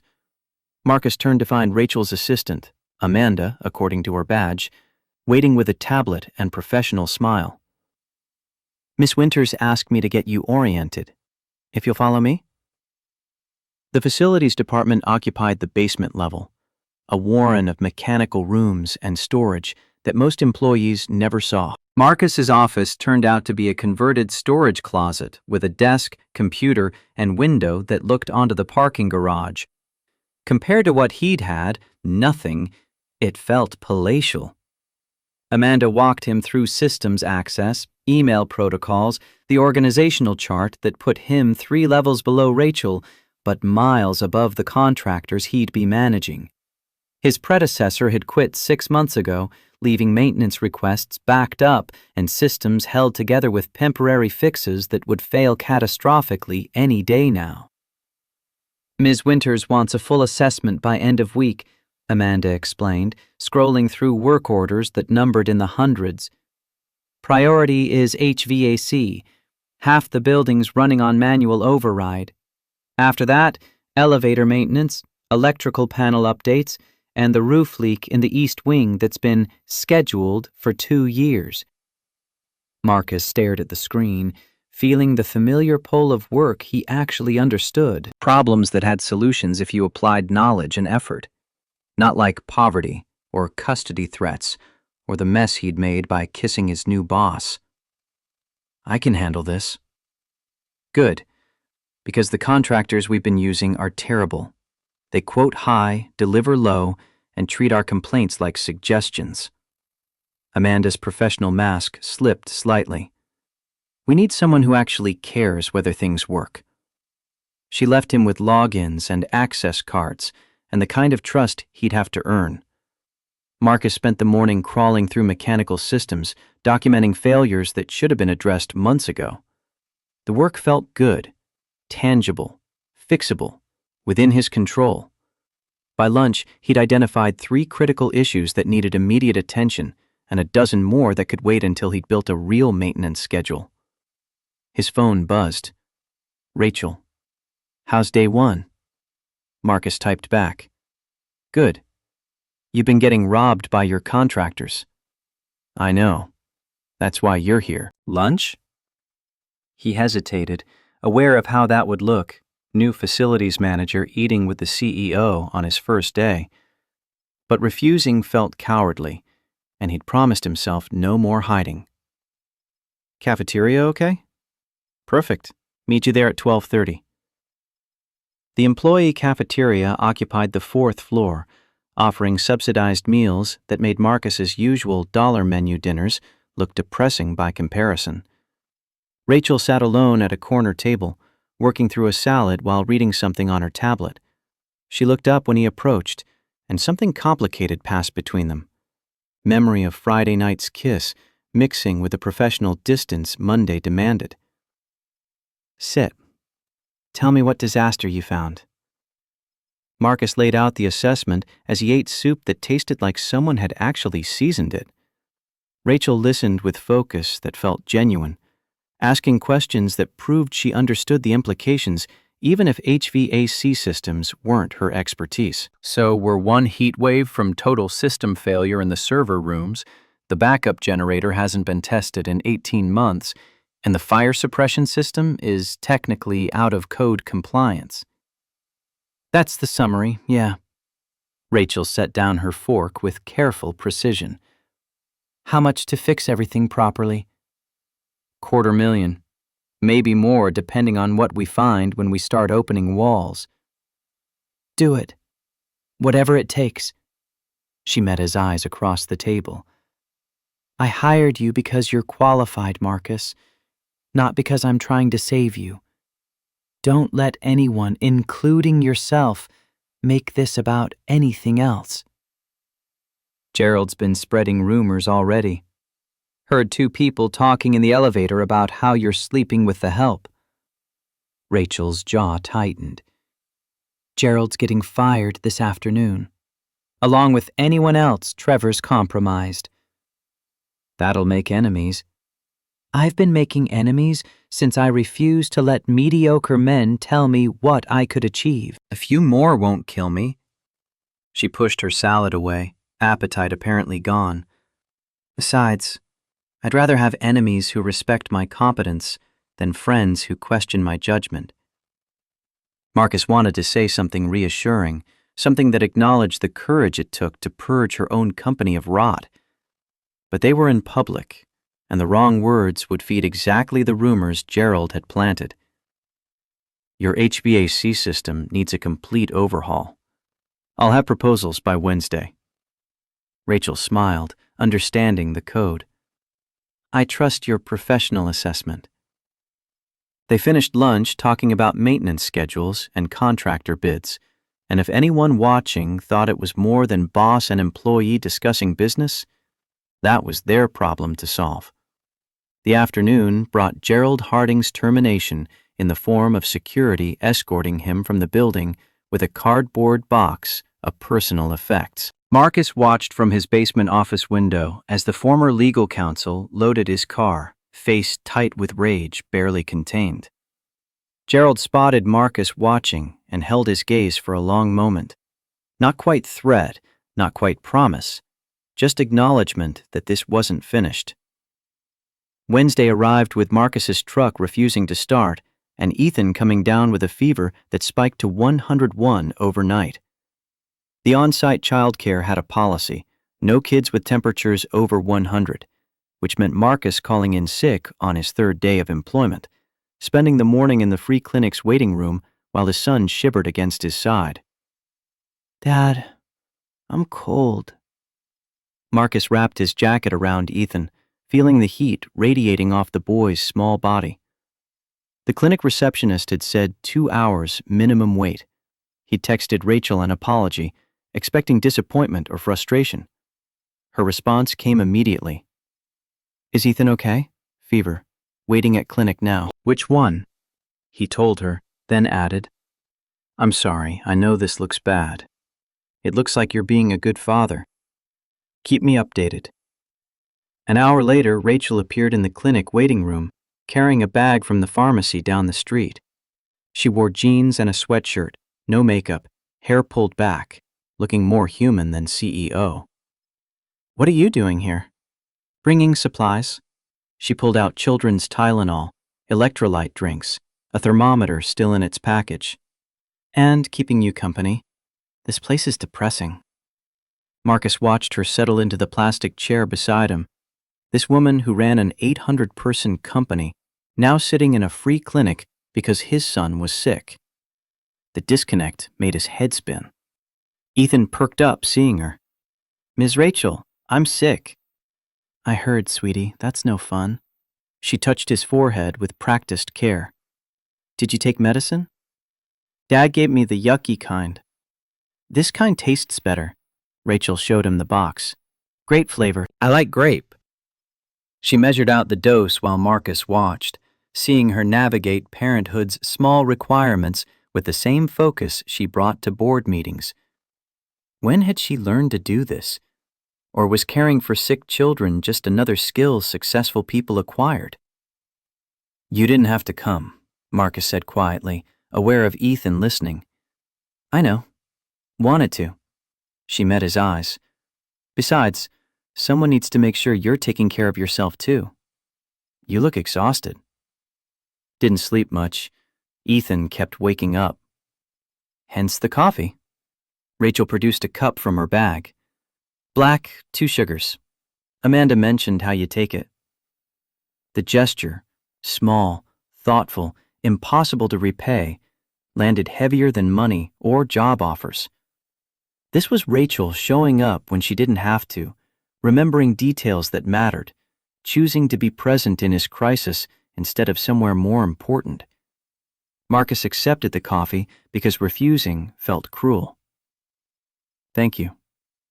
You're welcome. They waited together, Rachel answering emails on her phone while Ethan dozed against Marcus's shoulder. When the nurse finally called Ethan's name, Rachel stood too. I can wait here, she offered. No, come with us. Marcus surprised himself with the invitation. Please. The examination room was small, sterile, smelling of antiseptic and too many sick people. The doctor, a resident who looked younger than Marcus felt, examined Ethan with efficient kindness, pronounced it a viral infection, prescribed rest and fluids. No antibiotics needed. His immune system will handle it. Keep him hydrated, monitor the fever. If it goes above 103, bring him back. Simple, manageable, nothing catastrophic. But Marcus felt his throat tighten with relief anyway, because Ethan being okay meant everything else could wait. Rachel drove them home in her Porsche. Ethan sprawled across the back seat with the blanket she kept in the trunk. She navigated to Marcus's building without GPS, memory apparently perfect for routes she'd driven once. You don't have to help me up, Marcus protested as she parked. I'm not helping. I'm visiting a sick friend. She climbed out before he could argue. The apartment looked shabbier with Rachel in it, her presence highlighting every worn surface, every patch job Marcus had done to keep poverty from showing too obviously. But she didn't comment, just helped settle Ethan on the couch with pillows and the good blanket. You should rest too, Rachel pointed at the pullout. You look ready to collapse. I'm fine. Marcus, she softened her voice. You can't take care of him if you're running on empty. Sleep. I'll watch Ethan. You have a company to run. And you have a son to raise. Right now, he's more important. She pulled out her phone. I'll work from here. Go. Sleep. Marcus wanted to argue, but exhaustion pulled at him like gravity. He stretched out on the pullout, intending to rest for 20 minutes.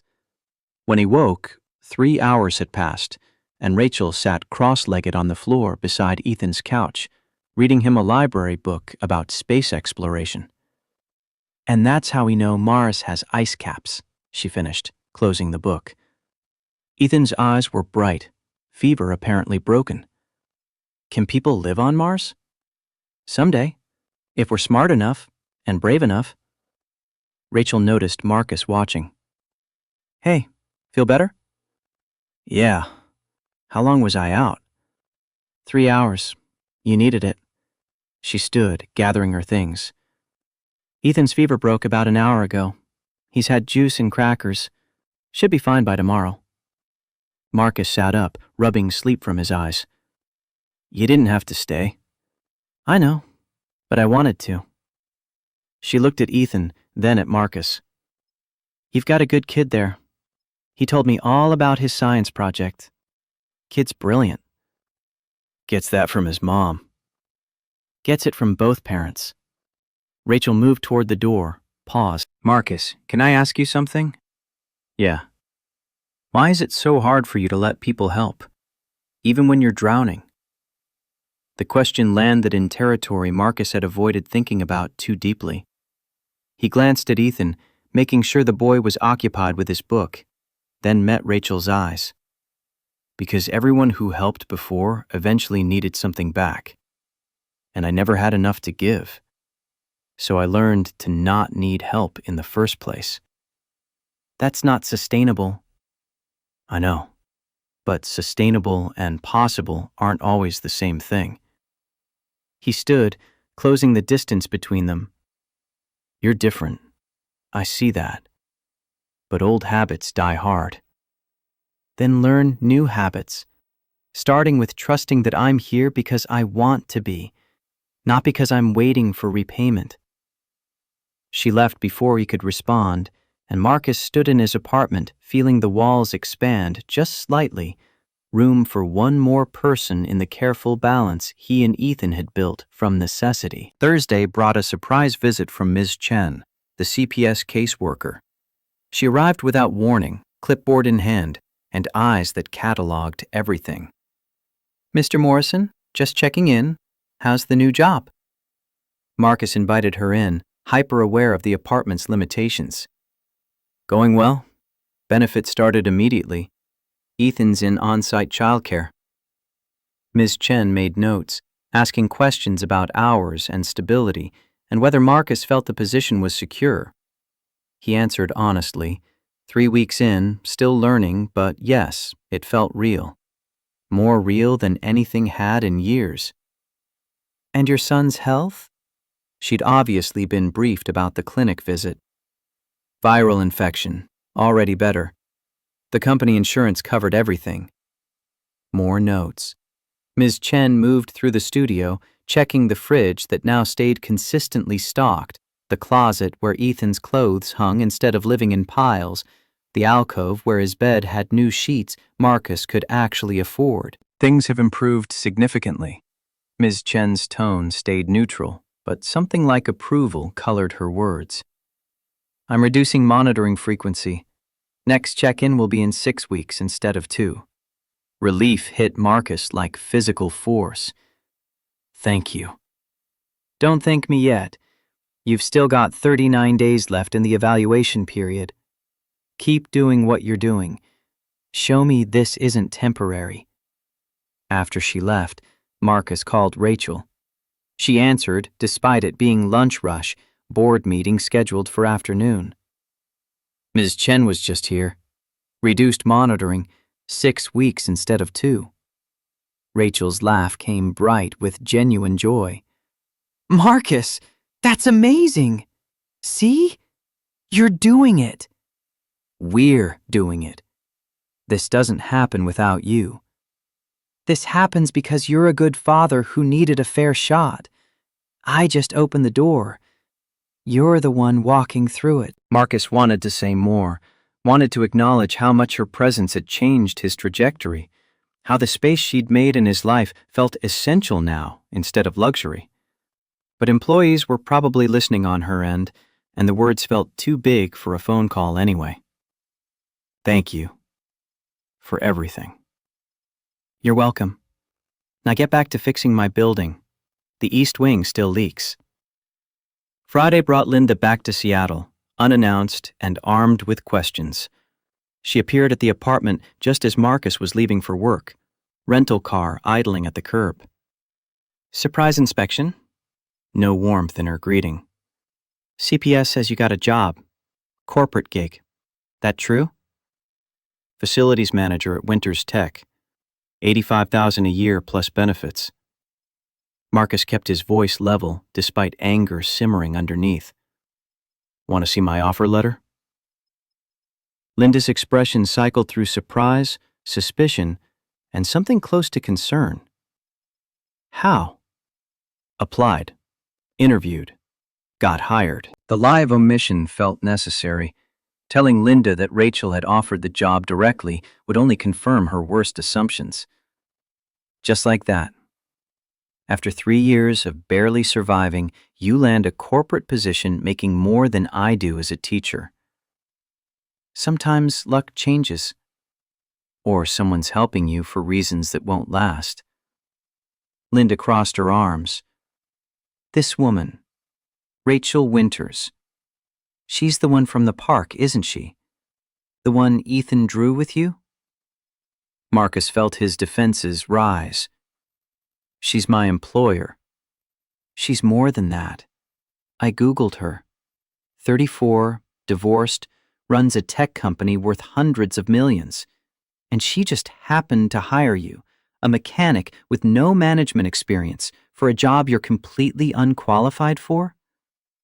I have a mechanical engineering degree from UW. I'm overqualified, if anything. A degree you got 15 years ago and haven't used since Sarah got sick. Linda softened slightly.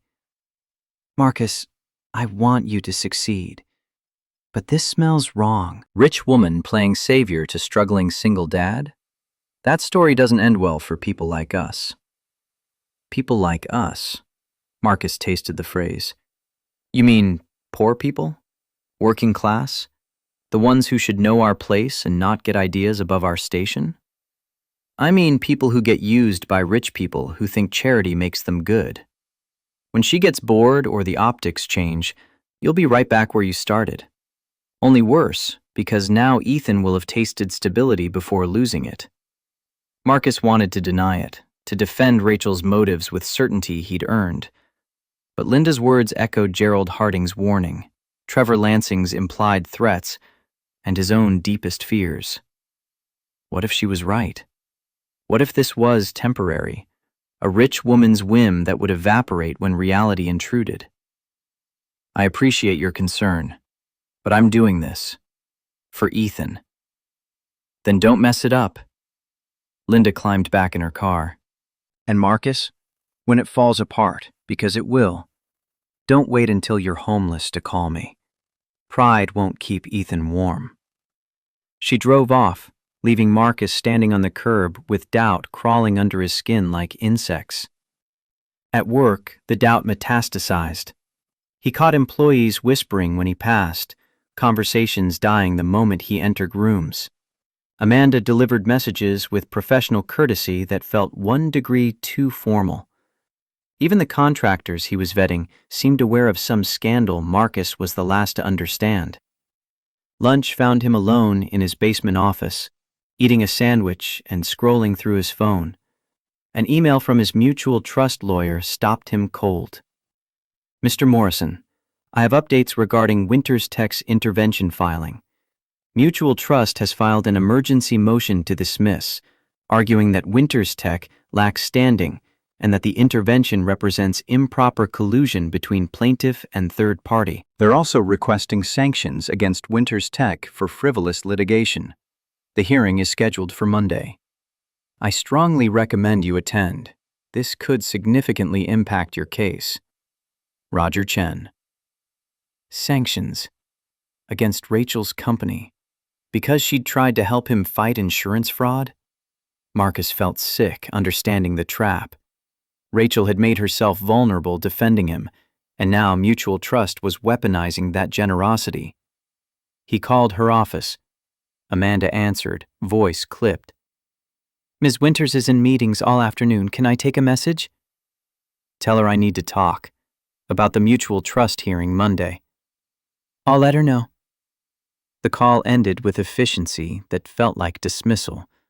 Marcus stared at his office walls, feeling isolation return with familiar weight. He'd let Rachel take risks for him, and now those risks were becoming liabilities neither of them could afford. His phone buzzed. Not Rachel, but a number he didn't recognize. Mr. Morrison, this is Trevor Lansing. I believe we met briefly at the board meeting. Marcus's grip on the phone tightened. What do you want? To offer you some friendly advice. Rachel Winters is using you. This job, the insurance lawsuit intervention, all of it. She's building a narrative about caring for working people. Great optics for fighting my takeover bid. But once I'm in control, that job disappears. Your benefits disappear. You're back to square one. Why are you telling me this? Because I don't like seeing good people get hurt by Rachel's savior complex. She's done this before, finds someone struggling, makes them dependent, then discards them when the PR value runs out. Trevor's voice dripped false sympathy. Walk away now. Take the severance I'm sure she'll offer. Protect your son from the fallout when this implodes. And if I don't? Then you'll learn the hard way that rich people's charity always comes with strings attached. Some of us are just honest about it. Marcus hung up without responding. His hands shook with rage and fear, mixing into something toxic. 2 people in 24 hours warning him about Rachel's motives. Gerald? Linda? Now Trevor. Either they were all wrong, or he was the fool everyone assumed. The afternoon crawled past with work that felt pointless against larger concerns. At 5, Marcus collected Ethan from childcare, finding his son animated about new friends and art projects and the fish tank in the reading corner. Dad, can we stay here forever? Marcus felt his heart crack. We'll stay as long as we can, buddy. Ms. Rachel says I can come to work with you any time, that families should be together. When did she say that? Today. She came to see me at lunch. Brought me a book about dinosaurs. Ethan pulled a hardcover from his backpack, illustrations glossy and new. See? It's got a T-Rex on the cover. Marcus stared at the book, throat tight. Rachel visiting Ethan during her lunch hour, bringing gifts, making promises about family when her own position was under siege. Either she was the most genuine person he'd ever met, or she was building something for purposes he couldn't fathom. His phone buzzed. Rachel. Can we talk?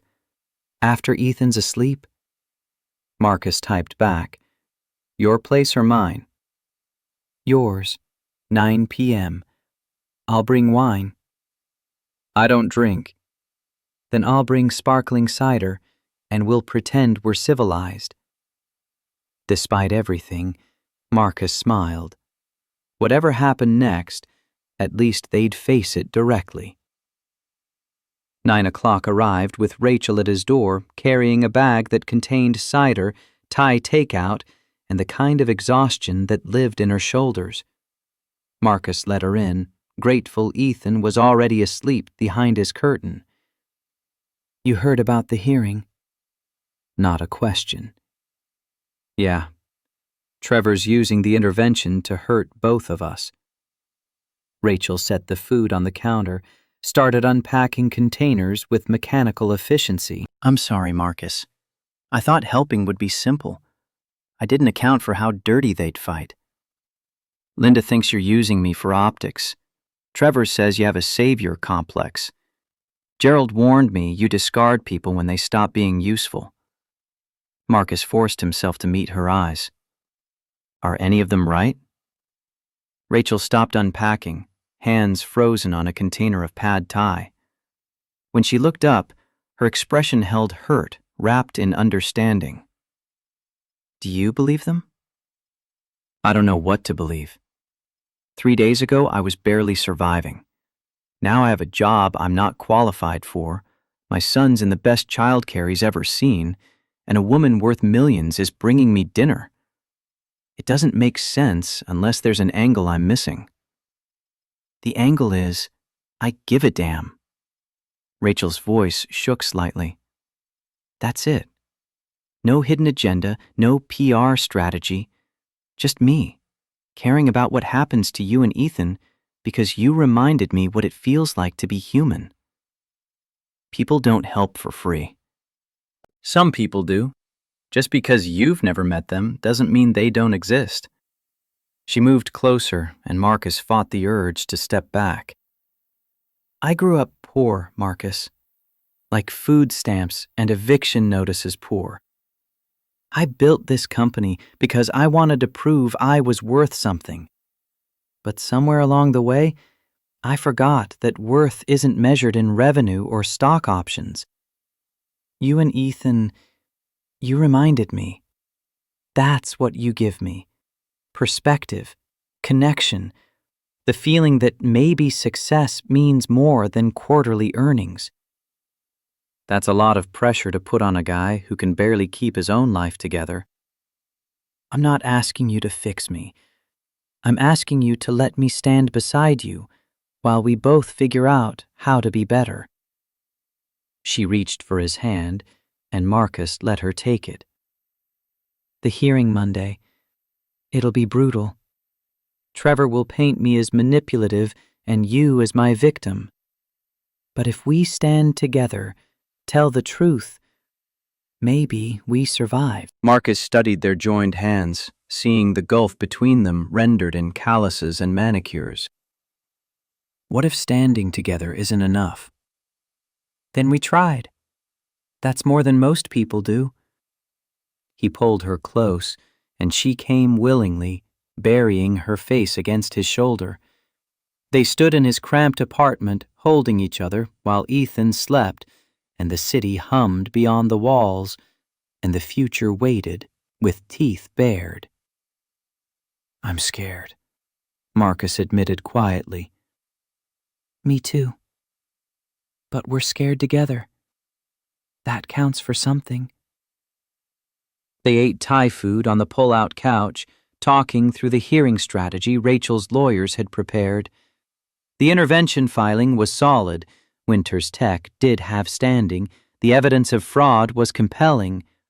But mutual trust would argue Rachel's relationship with Marcus constituted collusion, that her motives were personal rather than corporate. "They're going to ask about us." Rachel set down her cider. "About whether we're involved romantically." "What do we say?" "The truth. That we're friends. That you gave me a job I'm qualified for. That anything else is nobody's business." "They'll make it their business. Trevor will use it to paint me as unstable, you as opportunistic." She met his eyes. "Are you ready for that kind of scrutiny?" "No. But I'm doing it anyway." Rachel smiled, sad and genuine. "You're braver than you think." Or stupider. Sometimes hard to tell the difference. They finished eating, and Rachel helped clean up despite Marcus's protests. She moved through his space with familiarity now, knowing where dishes went and how the hot plate worked. The domesticity felt dangerous in its comfort. I should go. Rachel gathered her things. Let you get some sleep before Monday. Marcus walked her to the door, aware of how small the space felt with both of them in it. Rachel, whatever happens at that hearing, thank you for caring enough to try. Don't thank me yet.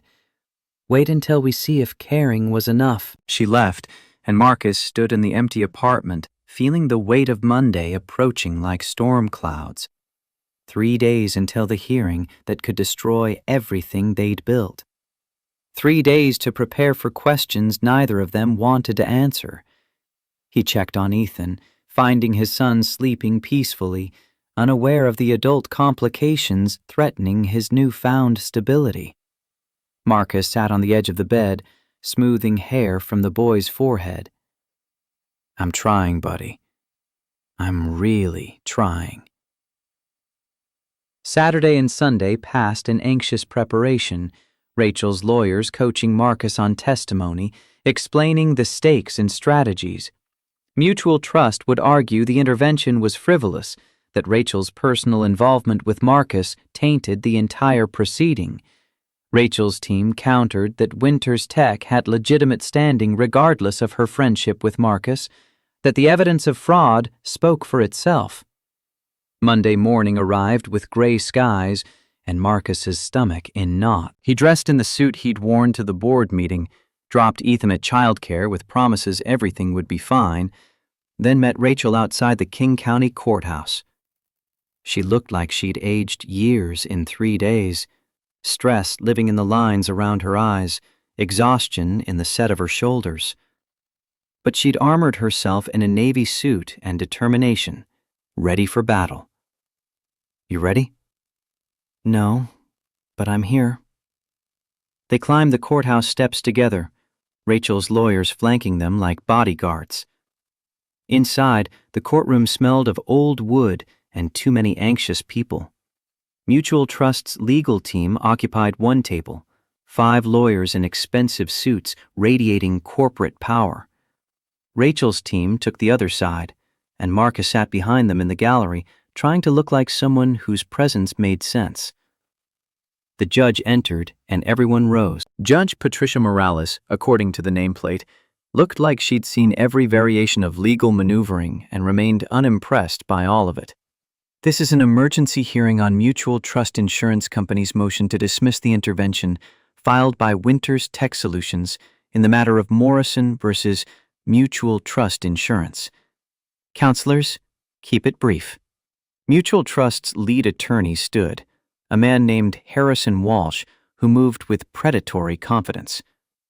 Your Honor, this intervention is a transparent attempt by Rachel Winters to use her considerable resources to pursue a personal vendetta. Ms. Winters has no legitimate corporate interest in Mr. Morrison's case. Her relationship with the plaintiff is personal, not professional, and her intervention filing represents improper collusion. Your Honor, if I may, Rachel's lawyer, a sharp woman named Catherine Liu, rose. Winters Tech insures 800 employees through Mutual Trust. If Mutual Trust is systematically denying legitimate claims to boost profit, as Mr. Morrison's case suggests, that affects our entire workforce. We have clear corporate standing. Convenient timing, though. Walsh smiled like a shark. Ms. Winters employs Mr. Morrison. Recently, in fact, less than a month ago. And she began this intervention filing shortly after hiring him. That's not corporate interest. That's personal favoritism dressed as business. Judge Morales looked at Rachel. Ms. Winters, when did you hire Mr. Morrison? Rachel stood, composed despite the trap closing. 3 weeks ago, Your Honor, as facilities manager. And when did you decide to file this intervention? 2 weeks ago. After reviewing Mr. Morrison's case and realizing it represented a pattern of denials affecting multiple policyholders. Including your employees? Yes, Your Honor. Walsh pounced. Your Honor, Ms. Winters's relationship with Mr. Morrison began before his employment. They have a personal connection that preceded and influenced the business relationship. This isn't corporate standing. It's a wealthy woman using her company's resources to fight her boyfriend's legal battles. The word boyfriend landed like a grenade. Marcus felt eyes turn toward him, saw reporters in the back row scribbling notes. This was exactly what Trevor had wanted. Rachel's credibility destroyed by the appearance of impropriety. Mr. Morrison, Judge Morales focused on him. Stand up, please. Marcus rose, legs unsteady. Are you romantically involved with Miss Winters? The courtroom went silent. Marcus saw Rachel's lawyers tense, saw Walsh lean forward with anticipation, saw his entire future hinge on how he answered. No, Your Honor. Ms. Winters is my employer and my friend. Nothing more. The lie tasted like ash, but the truth would destroy them both. Walsh wasn't finished.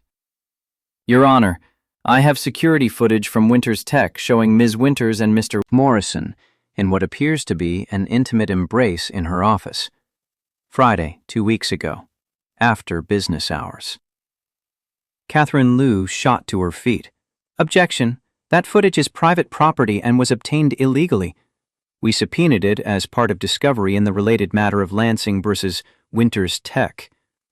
Walsh produced a tablet, queued up video. If the court would like to see, that won't be necessary. Judge Morales' tone carried warning. But Mr. Morrison, I'll ask again. Are you romantically involved with Miss Winters? Remember, you're under oath. Marcus felt the trap close completely. Admit the truth and torpedo Rachel's case. Lie under oath and commit perjury. Either way, they lost. Rachel stood before he could answer. Your Honor, Mr. Morrison is trying to protect me. The truth is, we shared one kiss, once, in my office. It was a mistake born of stress and proximity. Since then, our relationship has been strictly professional. But yes, there is a personal connection. One that doesn't negate Winters Tech's legitimate standing in this intervention. Judge Morales studied her for a long moment. Ms. Winters, this court appreciates your honesty. However, it does raise questions about your motives. Are you using corporate resources to pursue personal interests? I'm using corporate resources to fight fraud that affects my employees. If my friendship with Mr. Morrison motivated me to look closer at Mutual Trust's practices, that doesn't change the evidence of systematic claim denials. 847 cancer treatment claims denied over 3 years, Your Honor. A pattern of maximizing profit by minimizing payouts to dying patients. Rachel's voice strengthened. Mr. Morrison's wife died because Mutual Trust valued shareholders over human lives. My employees deserve better. That's corporate interest. The courtroom held its breath. Marcus saw Walsh calculating new angles, saw the judge weighing evidence against appearance, saw everything hang in balance. I'll take this under advisement. Judge Morales closed her folder. Motion to dismiss is denied pending full evidentiary hearing. I want complete discovery from both parties. If this intervention is legitimate, the evidence will prove it. If it's personal favoritism, that will become clear as well. Hearing is scheduled for 6 weeks from today. Dismissed. The gavel came down, and Marcus felt his knees almost buckle with relief. 8 survived. Barely. For now. Outside the courthouse, reporters swarmed Rachel with questions about her relationship with Marcus, about using company resources for personal vendettas, about Trevor Lansing's pending takeover. She deflected with practiced ease, but Marcus saw the toll it took. Each question another cut, each camera flash exposing what should have stayed private. Catherine Liu pulled them aside once the press dispersed. That was too close. Judge Morales is skeptical. If we can't prove clear corporate standing separate from your personal connection, she'll grant the dismissal at the full hearing. What do we need? Rachel's voice sounded hollow. More victims, more employees affected by mutual trust's denials. Turn this from Marcus Morrison's case into a class action with Winters Tech's workforce. Make it impossible to claim personal motive. Marcus felt the implications settle heavy. His fight for Sarah had become something bigger, something that required exposing other families' pain to prove a pattern. The idea made him sick, but refusing meant guaranteeing failure. I'll talk to HR. See who's filed claims that got denied. Rachel looked at Marcus. This okay with you? Do we have a choice? There's always a choice. I just don't know if we can afford the alternatives. They parted in the courthouse parking garage, Rachel heading to emergency board meetings and Marcus back to Winters Tech to collect Ethan. The boy was waiting in childcare, building elaborate structures from blocks with a concentration that mirrored Sarah's focus when she worked. How is the meeting, Dad? Marcus knelt beside him. Complicated, but we're okay. Ms. Rachel, too? Yeah, she's okay too. Ethan nodded like this confirmed something. Good. She needs us. What makes you say that? Because she's lonely. And lonely people need friends who don't leave. The boy returned to his blocks. You won't leave her, right? Marcus felt his throat tighten. Right, buddy. I won't leave. Even if staying meant fighting battles he wasn't sure how to win. Even if the cost kept climbing. Even if every day brought new reasons to quit. He'd stay because Ethan believed in him, because Rachel had shown up when she didn't have to, because sometimes the only way to survive drowning was to grab hold of someone else struggling and swim together toward shore. That night, alone in his apartment with Ethan asleep, Marcus received a text from an unknown number. Nice performance today, but you're still living on borrowed time. When Rachel loses her company, and she will, you lose everything. Save yourself the pain and walk away now. Trevor. Marcus deleted the message, but the words lingered like poison. Trevor was right about one thing. Everything hinged on Rachel keeping her company. If the takeover succeeded, Marcus's job disappeared. Ethan's childcare vanished. The stability they'd built for 39 days collapsed back into poverty.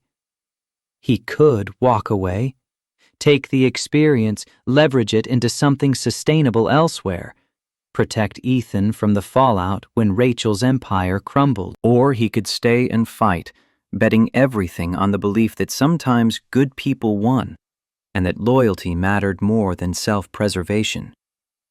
Marcus looked at Ethan's drawings covering the walls, at the space they'd carved from nothing, at the fragile hope he'd let himself feel for the first time in years. He texted Rachel, "Whatever happens, I'm in this, all the way." Her response came immediately, "Even if we lose?" "Especially then, because you stood with me when I had nothing. Time to return the favor." You're either very brave or very stupid. Probably both. Sarah used to say they look the same from the outside. She was right. Get some sleep, Marcus. Tomorrow we start building a case Trevor can't destroy. Marcus closed his eyes, feeling the future's weight settle across his shoulders. Tomorrow would bring new battles, new complications, new chances to fail. But tonight, he'd chosen to stand with someone who'd stood with him. In a world that measured everything in profit margins and quarterly reports, that had to count for something. Even if counting didn't pay the bills or guarantee victory, or protect them from the consequences of caring too much in a system designed for those who cared too little.